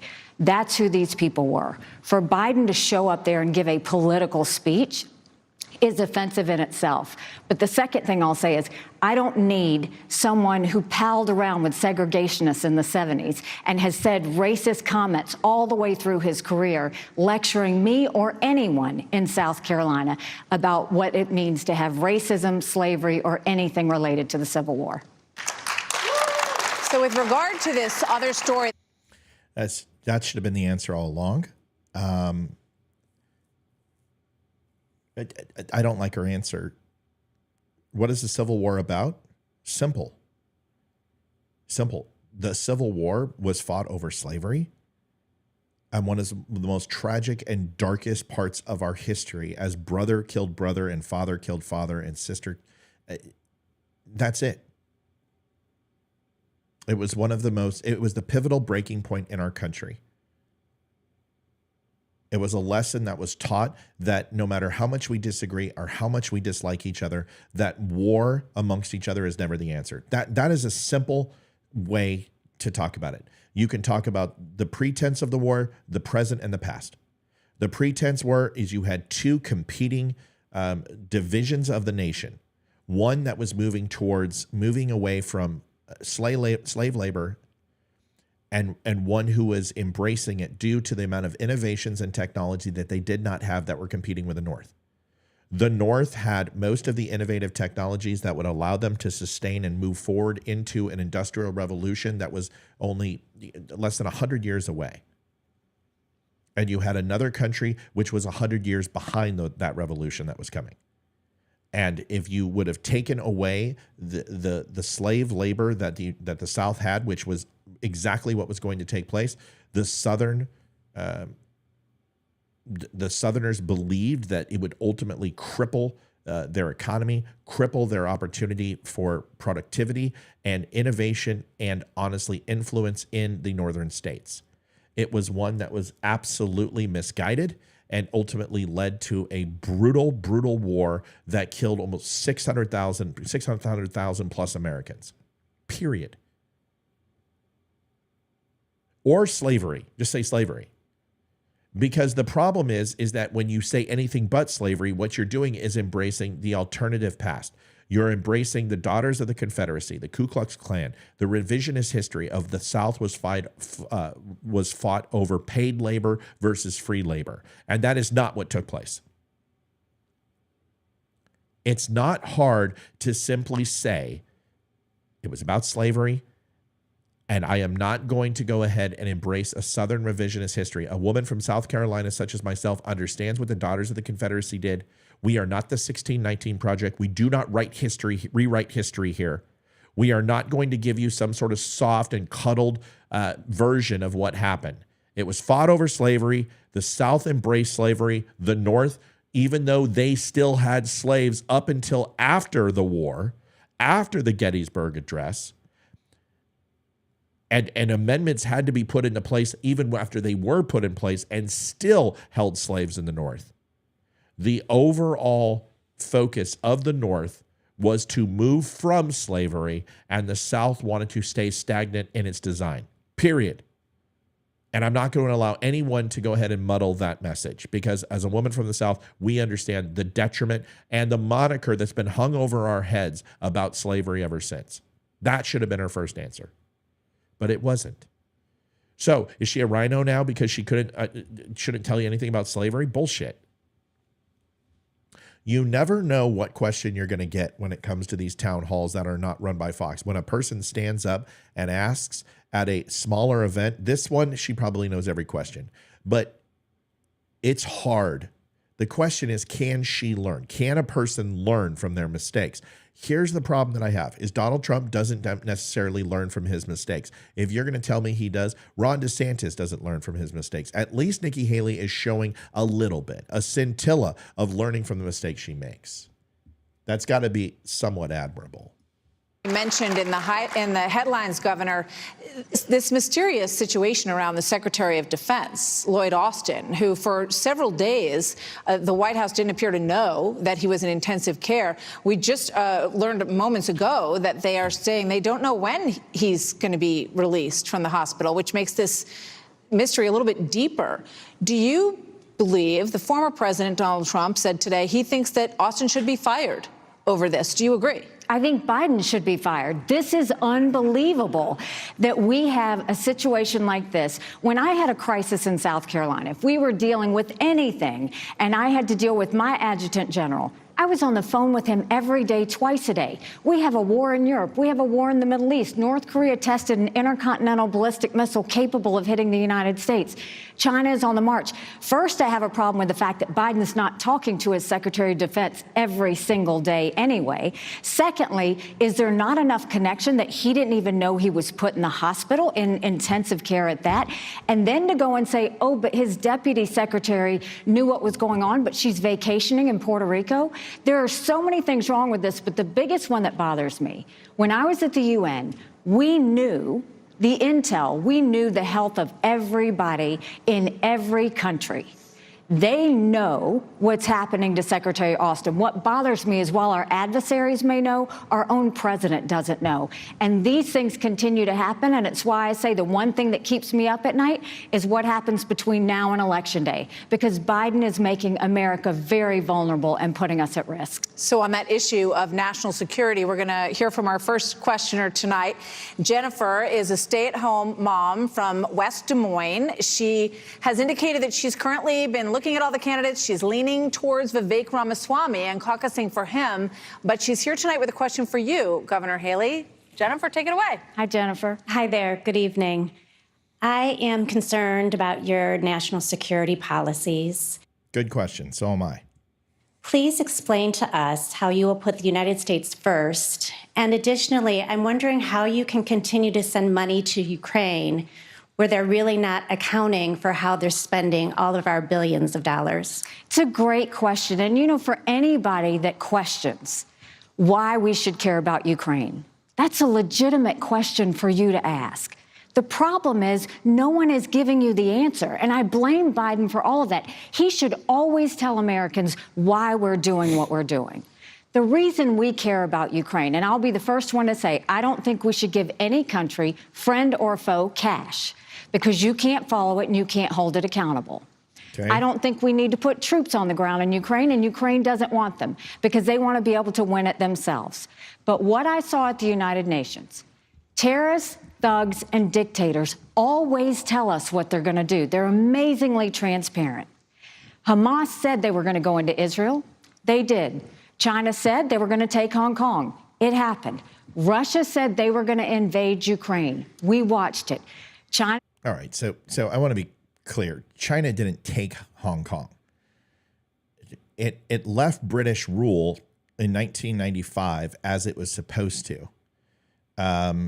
So they didn't just 95, 96.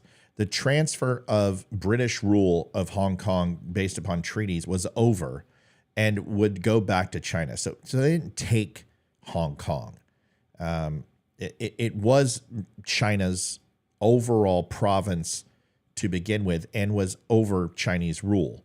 So to sit here and say that they took Hong Kong, they didn't take Hong Kong. If they do take Taiwan, it will be by force.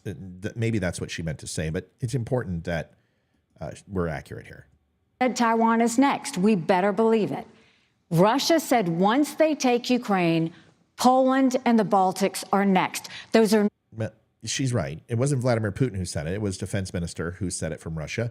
And that has been Russia's stance from a militaristic standpoint and overall through the corridors of the war machine of Russia. It's not Putin, but understand this, is people who work or are what's considered to be the Joint Chiefs, Politburo base, the leadership inside the military of Russia have said this on many occasions. And I think it's important to make the distinction.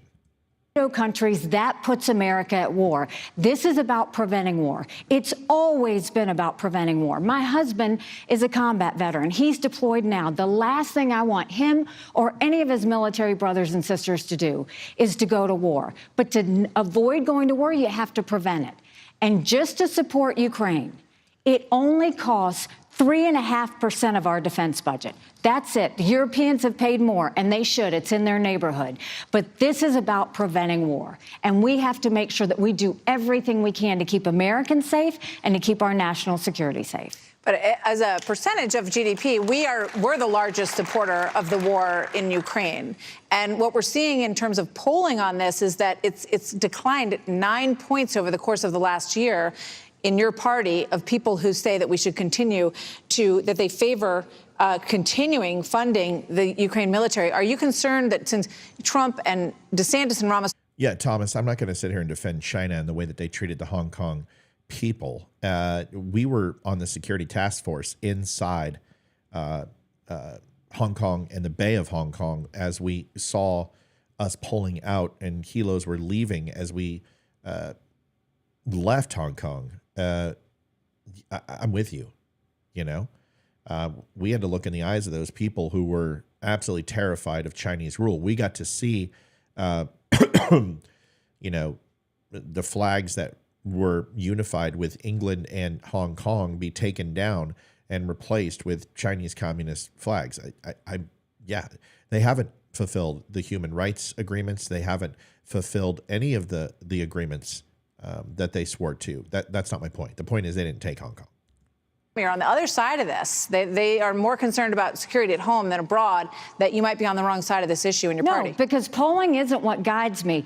That shows that Biden should be communicating more why this happens. If people knew this prevented war, they would absolutely want to do this. I mean, what we know now is there's a reason the Taiwanese want the West and U.S. to help the Ukrainians, because they know if Ukraine wins, China won't invade Taiwan. We need to remember that before Russia... There is absolutely no chance that Ukraine wins. And I think that's her problem, is that she's making it seem like Ukraine stands a chance against Russia. What she needs to say is we have to create lines of demarcation between Ukraine being under Russian control and Ukraine maintaining its sovereignty from Russia. There is a very big difference than saying Ukraine wins. That is the only way Ukraine wins, is maintaining its sovereignty from Russia. That is a possibility as long as we continue to supply. But when Ukraine is recruiting women and recruiting elderly and recruiting underage men to fight a war, the check is due. Okay, this dinner is done. You've had your dessert. You've had your main course. You've had your salad. The mint is on the table. The bill is laid in front of you. And it comes down to this. Do we continue to support a losing effort, or do we push for peace? And that is where we need to make this effort. And her to say, you know, we continue to throw money at this situation is an extremely unpopular opinion with her party, but also with anyone with any common sense. Yes, we have made a $150 billion investment in Ukraine. It would be absolute stupidity to simply pull out and leave it there. I think that's dumb. I think it's a horrible choice. I think you need to broker a peace treaty between the two, and that needs to be made clear.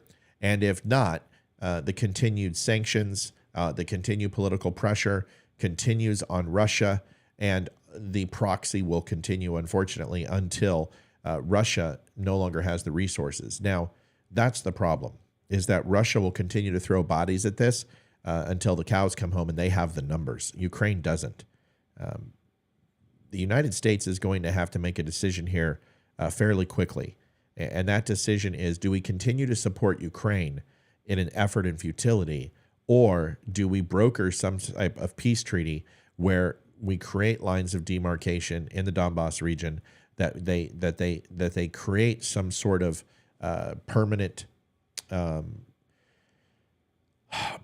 base in the Black Sea? Do they continue to fight something that ultimately doesn't need to be fought? That's the question. And it's not whether we continue to throw money for Ukraine to win, because Ukraine is in an unattainable situation. Ukraine, China and Russia held hands and named themselves unlimited partners. We need to know what that means. A win for Russia is a win for China. This is about preventing war. I will never do things based on a poll. What I will do is over-communicate to every American so they know why things matter. Why are we doing what we're doing? And the fact that we don't go out there and just help countries for the sake of it. We do it when we know it keeps Americans safe, and we do it when we know it prevents war. I think that DeSantis is wrong for calling this a territorial dispute. I think that Trump has copped out because he used to get it right, and now he's turning around and he's getting it wrong, wanting to be an isolationist. We need to remember that America always needs friends. We needed a lot of friends on September 12th, but you got to be a friend to get a friend. All right, Governor, Jenny is, thank you. I think it's not once did you mention peace, and that's the problem.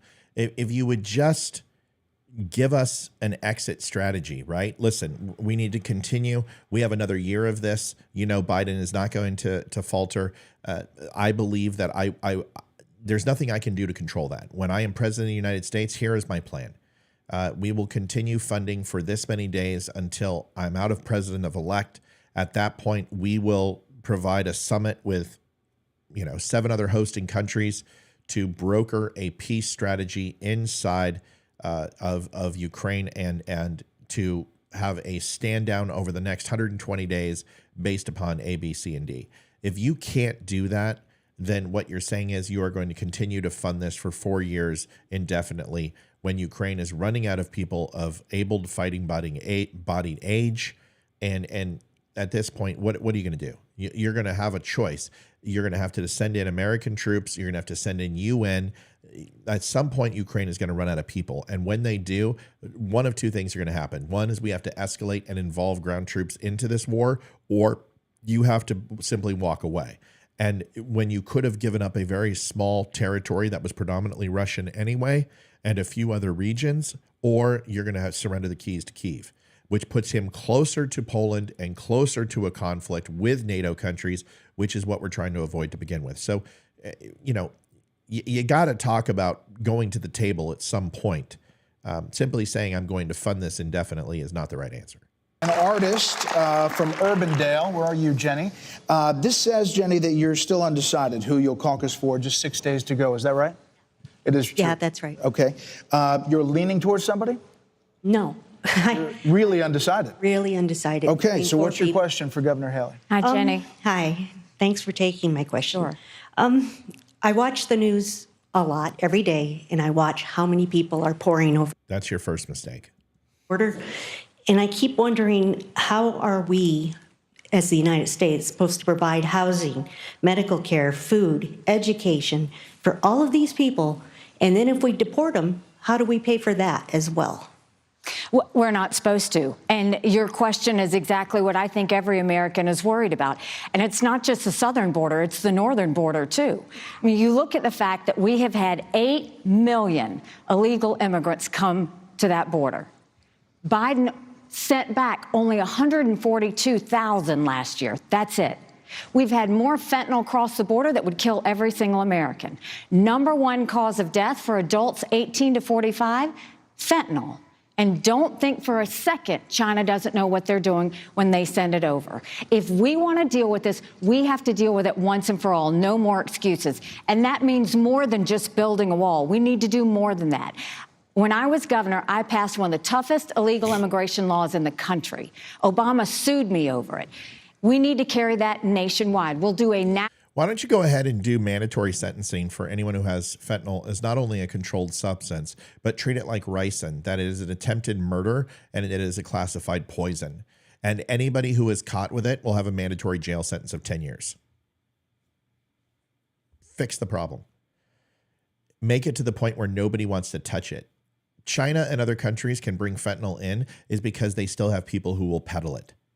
If you treat it like a poison, not a controlled substance, but an actual poison, and classify that any amount of it is attempted murder, and you're facing manslaughter charges for being in possession of it, do you really think fentanyl is going to continue to be something that people, it not only will affect fentanyl, it'll impact the opioid crisis, it'll impact all marijuana and all drugs that are being laced with this stuff. It will literally make an impact on the drug market that will bring it to a standstill, but they won't do that.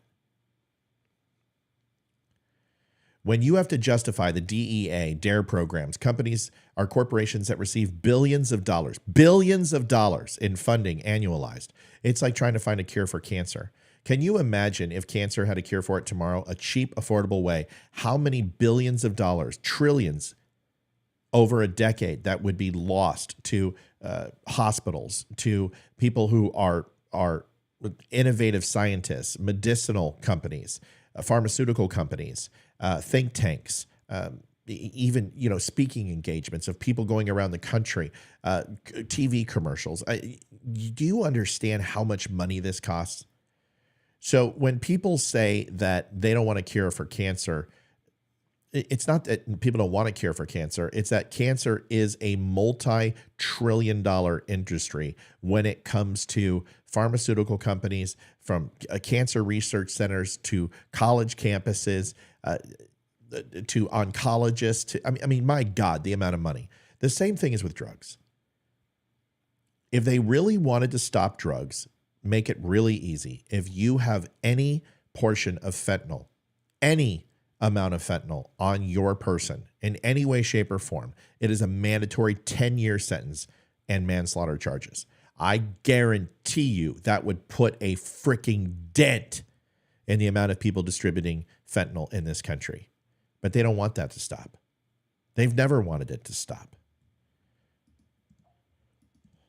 E-Verify program where businesses have to prove that the people they hire are in this country legally. We'll put 25,000 Border Patrol and ICE agents on the ground and let them do their job. Yes. They're not letting them do their job right now. Yes. We will defund sanctuary cities once and for all. Good. So that there are no safe havens for any illegal immigrants. We will go back to the Remain in Mexico policy so they never step foot on U.S. soil to start with. And instead of catch and release, we'll go to catch and deport.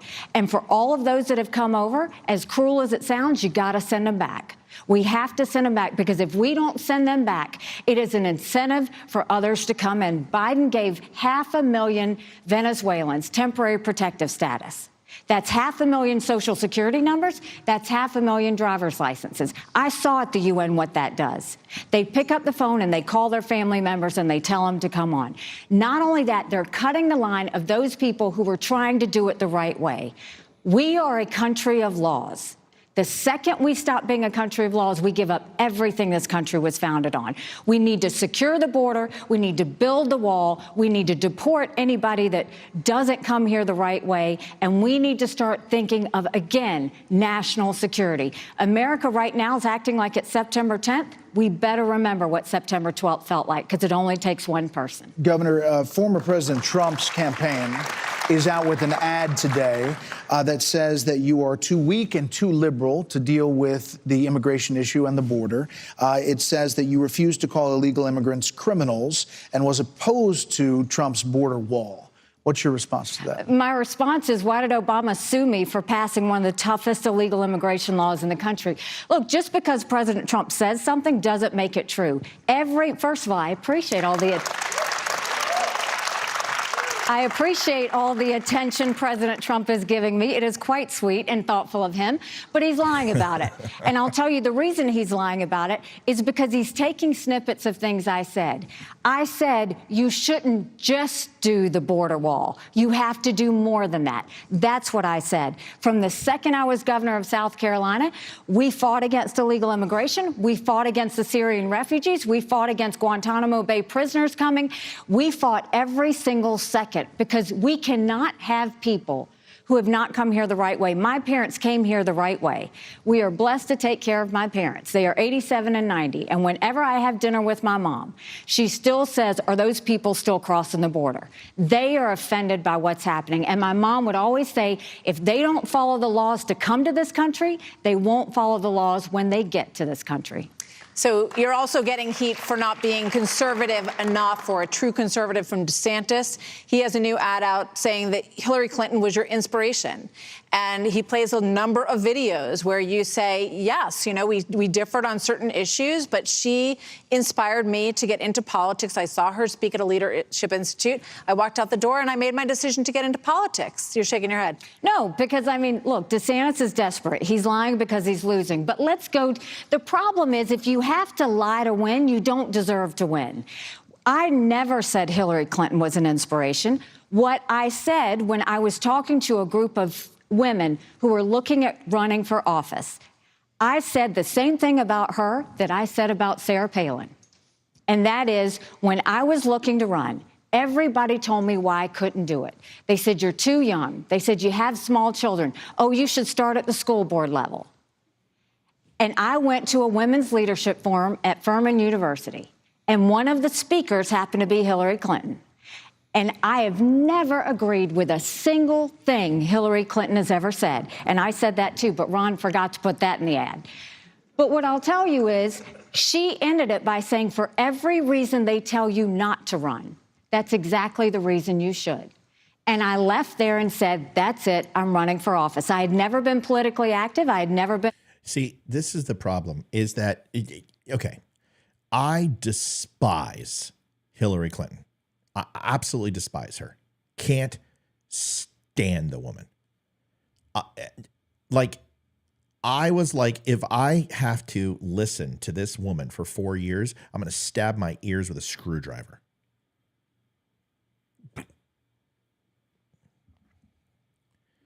But somebody came on my page last week and they said Hillary Clinton knocked off JFK Jr. because he was going to run against her for Senate for New York. First of all, this isn't true. And it's not because I know about Hillary Clinton and the idiosyncrasies of her Senate campaign, which I happen to know about, but that's not the point. The point is, I'm a Kennedy fan. Not a fan from, I love the Kennedys. In fact, I think the Kennedys were one of the most corrupt families. I think they're the Wyatt Earps of politics. I am not a fan of the Kennedys. I'm a fan of the history and the time period, the assassination, the Camelot, the conspiracies, all of it. And the reason why is because my uncle was an avid student of the time period. And I'm the same way, and I've been the same way. But what I do know is that Kennedy was flirting with the idea of running for a Senate seat or governorship. And then 6 months before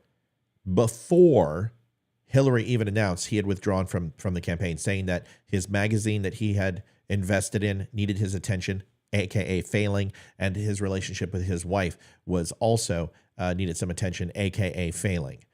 Hillary Clinton didn't announce her candidacy until 6 months afterwards. And by that time, he had already been dead for 3 months. The whole conspiracy is complete bullshit bullocks. It is the typical thing that people do, is take the things that Hillary Clinton has actually done wrong, ignore them, and add on more to it because somehow it's not sexy enough. As if Benghazi wasn't enough, as if Whitewater wasn't enough, as if when she was running as a intern during Watergate, as in what she did to the women that Bill Clinton raped and sexually assaulted wasn't enough. As if Uranium One, we can talk about. We can talk about the funding of the RPGs to ISIS. Hillary Clinton is a POS of epic proportions. What she is not is a person who killed John F. Kennedy Jr.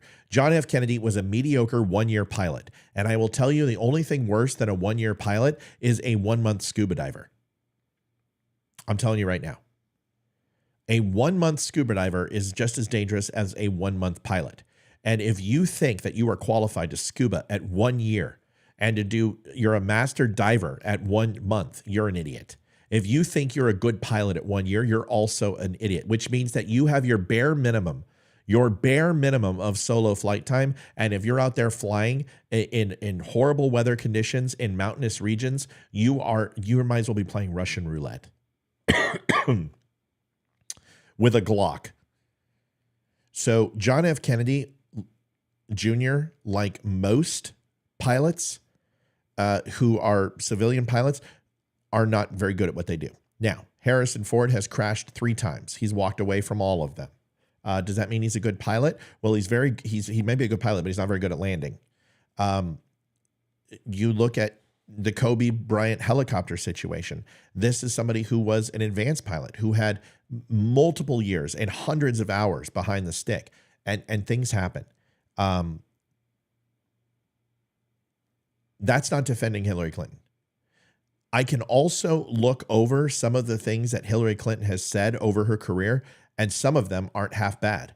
In fact, she could, even though her voice was like nails on a chalkboard, some of the things that she had said in her speeches when it came to civil rights, when it came to women's rights, which is completely antithetical to who she is, because this woman is ultimately the worst advocate for women's rights ever. But it doesn't mean that some of the things she has said have been all terrible.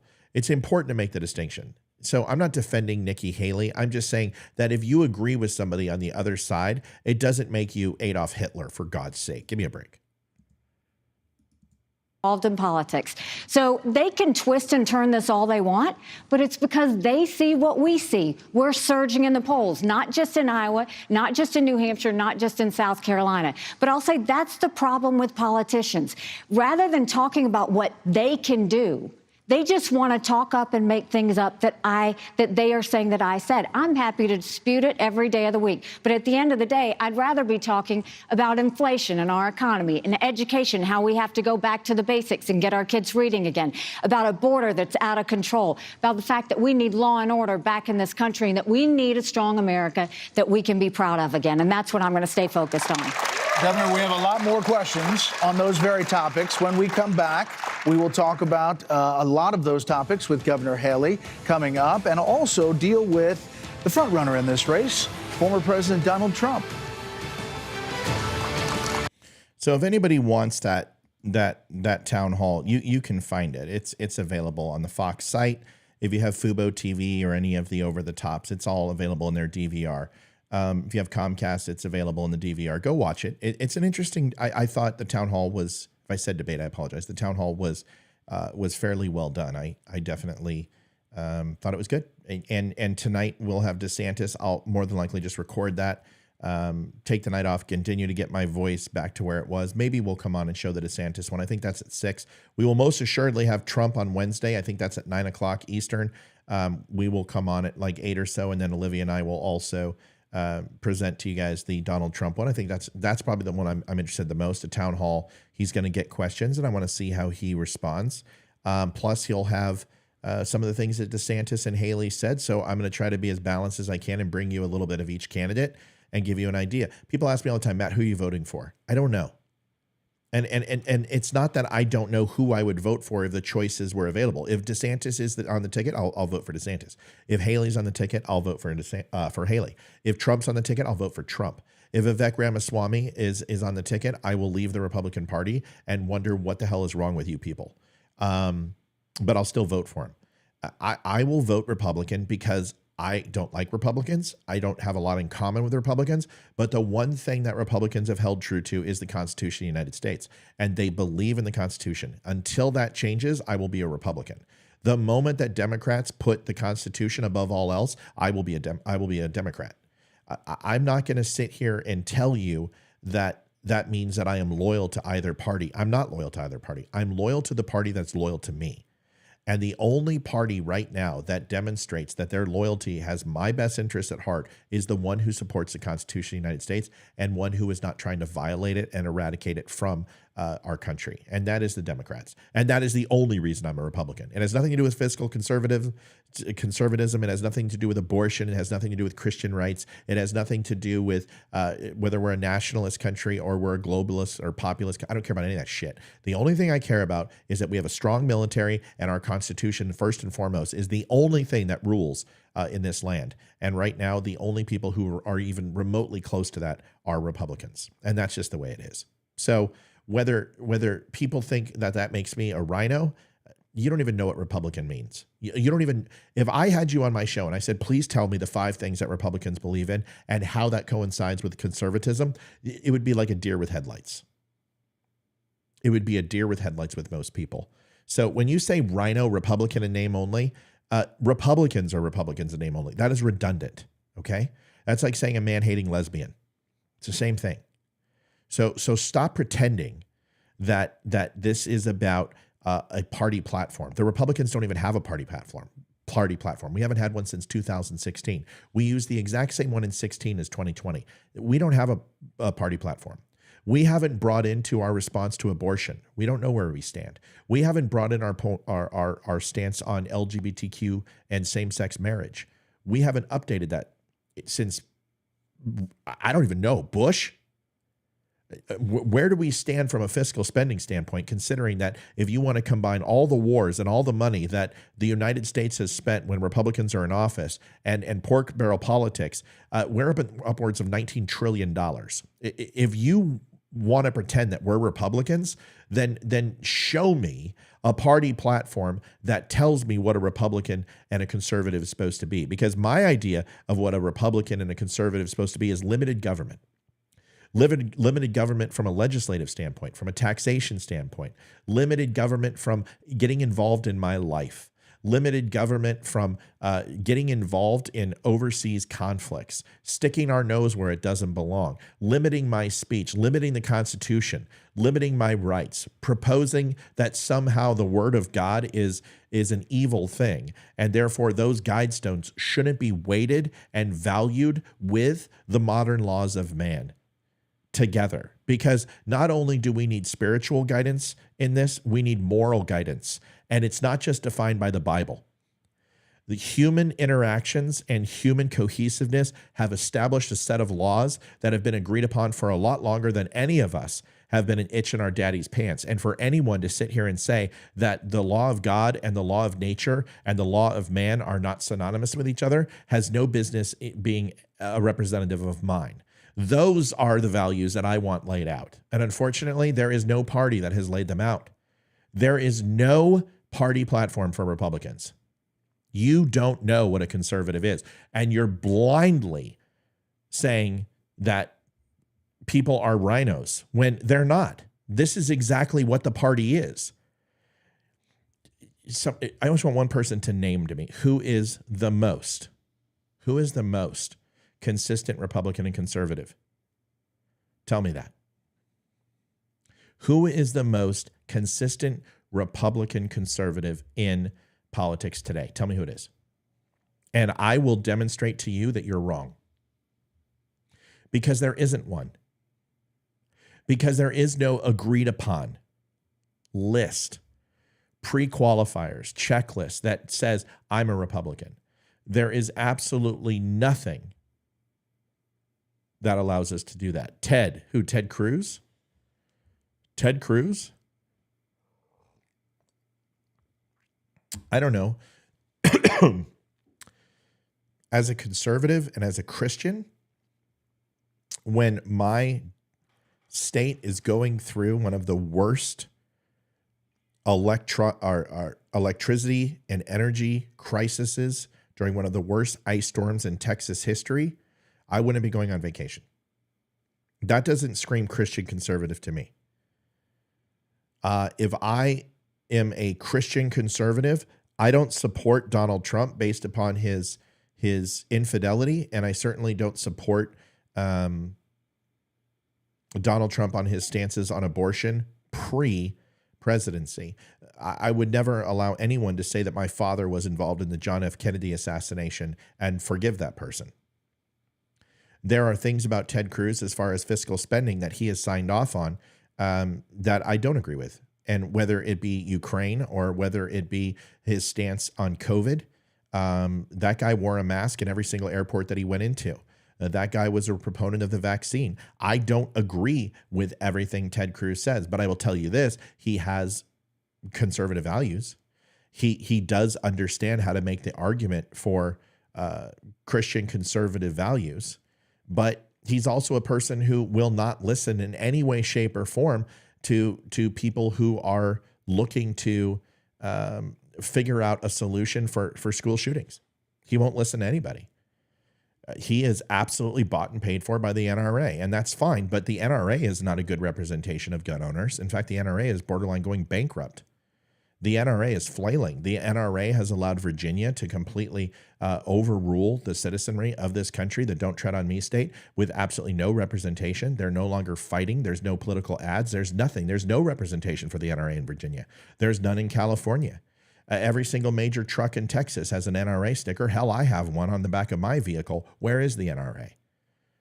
So when you have a group that is called the National Rifle Association that doesn't support the actual Second Amendment and fight and use this money for something other than sending out a calendar or sending out a free bag so they get more ownership, but use that money to actually defend the constituents that provide it its life and its life flow, then to me, that's not a conservative value. I've got problems with every politician in Congress, in the Senate, in the presidency, local, state, municipality, because there is no person who represents the people. Do you know what I would say? I would kill to get. Well, you like Chip Roy. That's fine. I like Chip Roy, but Chip Roy isn't voting for Donald Trump. He's voting for DeSantis. So now he's a rhino. Now he's evil. Everyone hates him.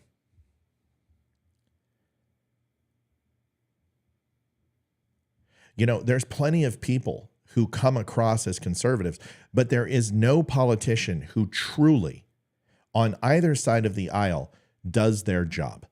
Do you know what your job is? Here's what it is. Fox News wants to talk to you at 1 o'clock about the border situation. You know what I would do? I have nothing to say. I have nothing to say. I don't live on a border state.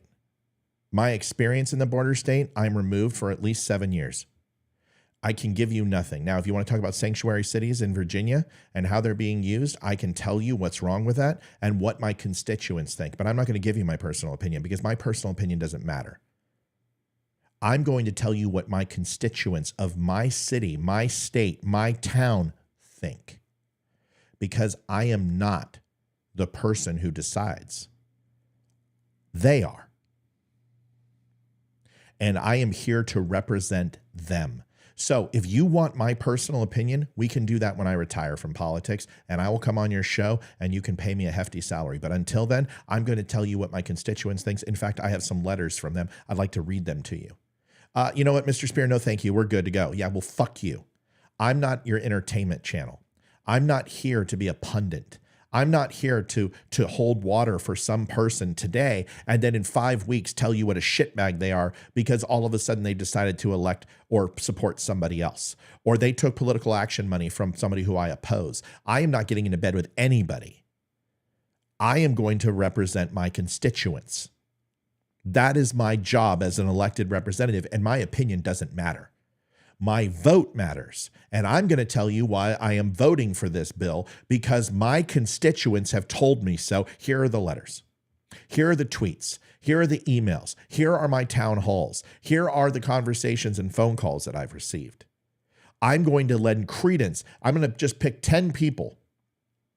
We held a poll in my district, and this is what came about. We had, out of my 14,000 constituents, 7,000 people voted, which gives us 50% of the overall pulse of my district. And I'm going to tell you, here's what they said. And this goes against my conservative values. I'm a conservative. I don't want to vote for this. But that's not my job. My job isn't to make the decision for my constituents. It's to represent them. The difference is that people assume that I have been handed a baton and therefore I can run any race I want. That's not the case. I have a track. I have a destination. It is to move forward, not backwards or sideways or diagonally. I am to move forward and hand it off to the next quarter of the track to that person ahead of me who is going to carry the baton and move it forward. That is my job, is to carry the message to the next person who can carry the torch. That's it. It has nothing to do with me running the race the way I want to. That's the politician I'm looking for. Because that's not a politician at that point. That is a representative. But you guys and a lot of people believe that these people have to say what you want, that you have to agree with what they say. And the one thing that I absolutely love, and I've got to give him credit, and you guys hate him, is Dan Crenshaw. He doesn't give a fuck what you think. He votes based upon his constituency and based upon what his moral fabric is. And that is a contradiction in terms. I got to give him credit. He's the only one trying. He is mucking it up because he continues to vote his conscience. That's not his job. But he does do the thing and represent his constituents. And he got pressure from his constituency in his district. And he happens to be in a district that is a lot of Democrats. And he got that push after that school shooting, and got push. After the church shooting, and got the push to consider red flag laws and consider what we do when it comes to people with who are on psychotropic drugs or have some sort of ailment. I don't agree with Dan. I think that's government overreach. But if my constituents in my district tell me that that's what they want, I'm going to go vote for it because that's my job. Why is this so hard for people to understand? Why is it so difficult to understand that Donald Trump, in the confines of his role, simply protects the people of this country and protects the borders of this country and execute the laws of the land? He's not here to give us an opinion on sports teams. He's not here to throw out the first pitch. He's not here to go ahead and decide what health is important to us and our safety. That's the Surgeon General's job. Joe Biden doesn't get to decide foreign policy for the United Nations. Joe Biden doesn't get to decide what we do with our oil reserves and what we don't do with our oil reserves. That should be the Department of Agriculture. That should be energy and gas is responsible for that. And ultimately they are. And they make those decisions. And then Joe Biden goes and stands up on stage and says, today I went ahead and released 90 million barrels of... No, you didn't. The Ways and Means Committee of Energy decided that. You're taking credit for it because you appointed the person. But see, we sit here and we pretend that we understand how government works. We pretend that the president is almighty and all powerful. The president is a clown. The president has very little power. Even an executive order can be overturned. Even a veto can be overturned with the right number of votes. The president is a mouthpiece. His job, plain and simple, is to enforce the laws of the land and protect this country from all enemies, foreign and domestic, through the enforcement of our laws on a national and on a world stage, period. That's his job. But instead now he is what music is good and what religion is good and what type of food should you eat and all this other bullshit. And he's not a celebrity. He's not a talk show host. He's not someone to idolize. He's a clown. So when you ask me, Matt, what would you write in for the new definition of conservatism and Republicans? It's simple. Here it is. You ready?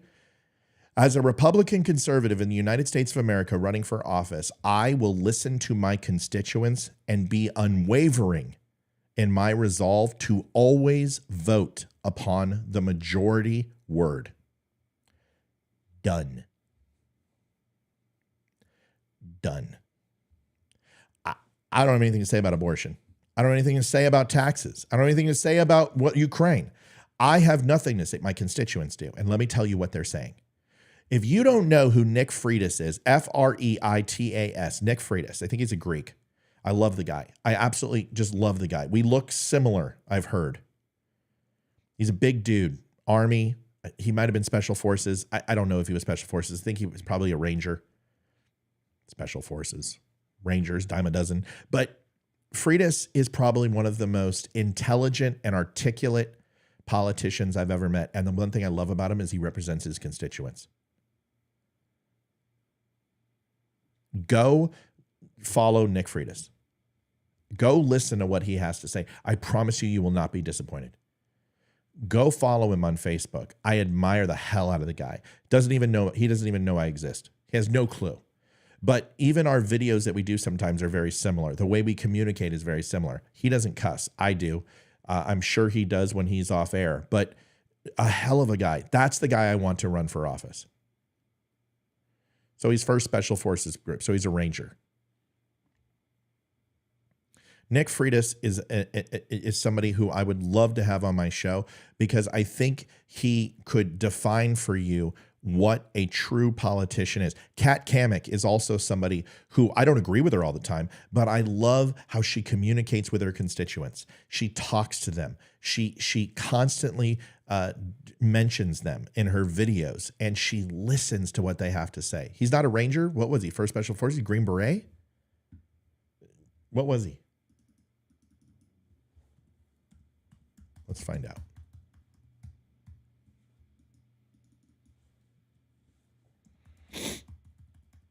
I'm not even sick anymore, but it's just, God. Just still stuffy.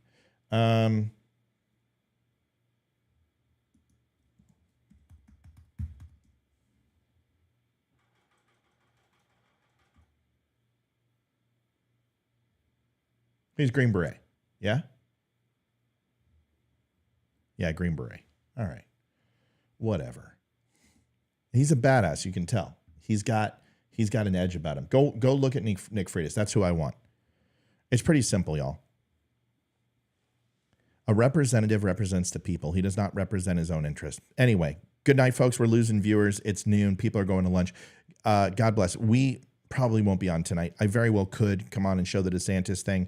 I may not. I appreciate everybody watching. Let me know about the 10 o'clock hour. It's tough, man. It's like 10 o'clock seems to be that weird hour where it's 7 o'clock or 6 a.m. in California. I think the East Coast is kind of already doing their thing. Let me know what you think. Does the time work for you?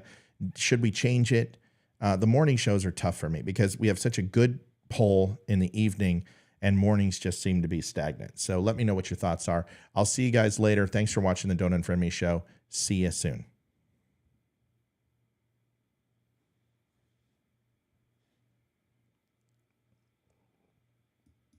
Adjusting transmitter output. This is the Don't Unfriend Me show with your hosts, Matt, Leroy, Amy, Olivia, and Mike. Geopolitics, military analysis, and election coverage. Coming to you live on the Spreely.tv network and all major social media channels at The Dumb Show. Honest, direct, unfiltered. Monday, Wednesday, and Friday at 8 p.m. Eastern. We can agree, we can disagree. Just don't unfriend me.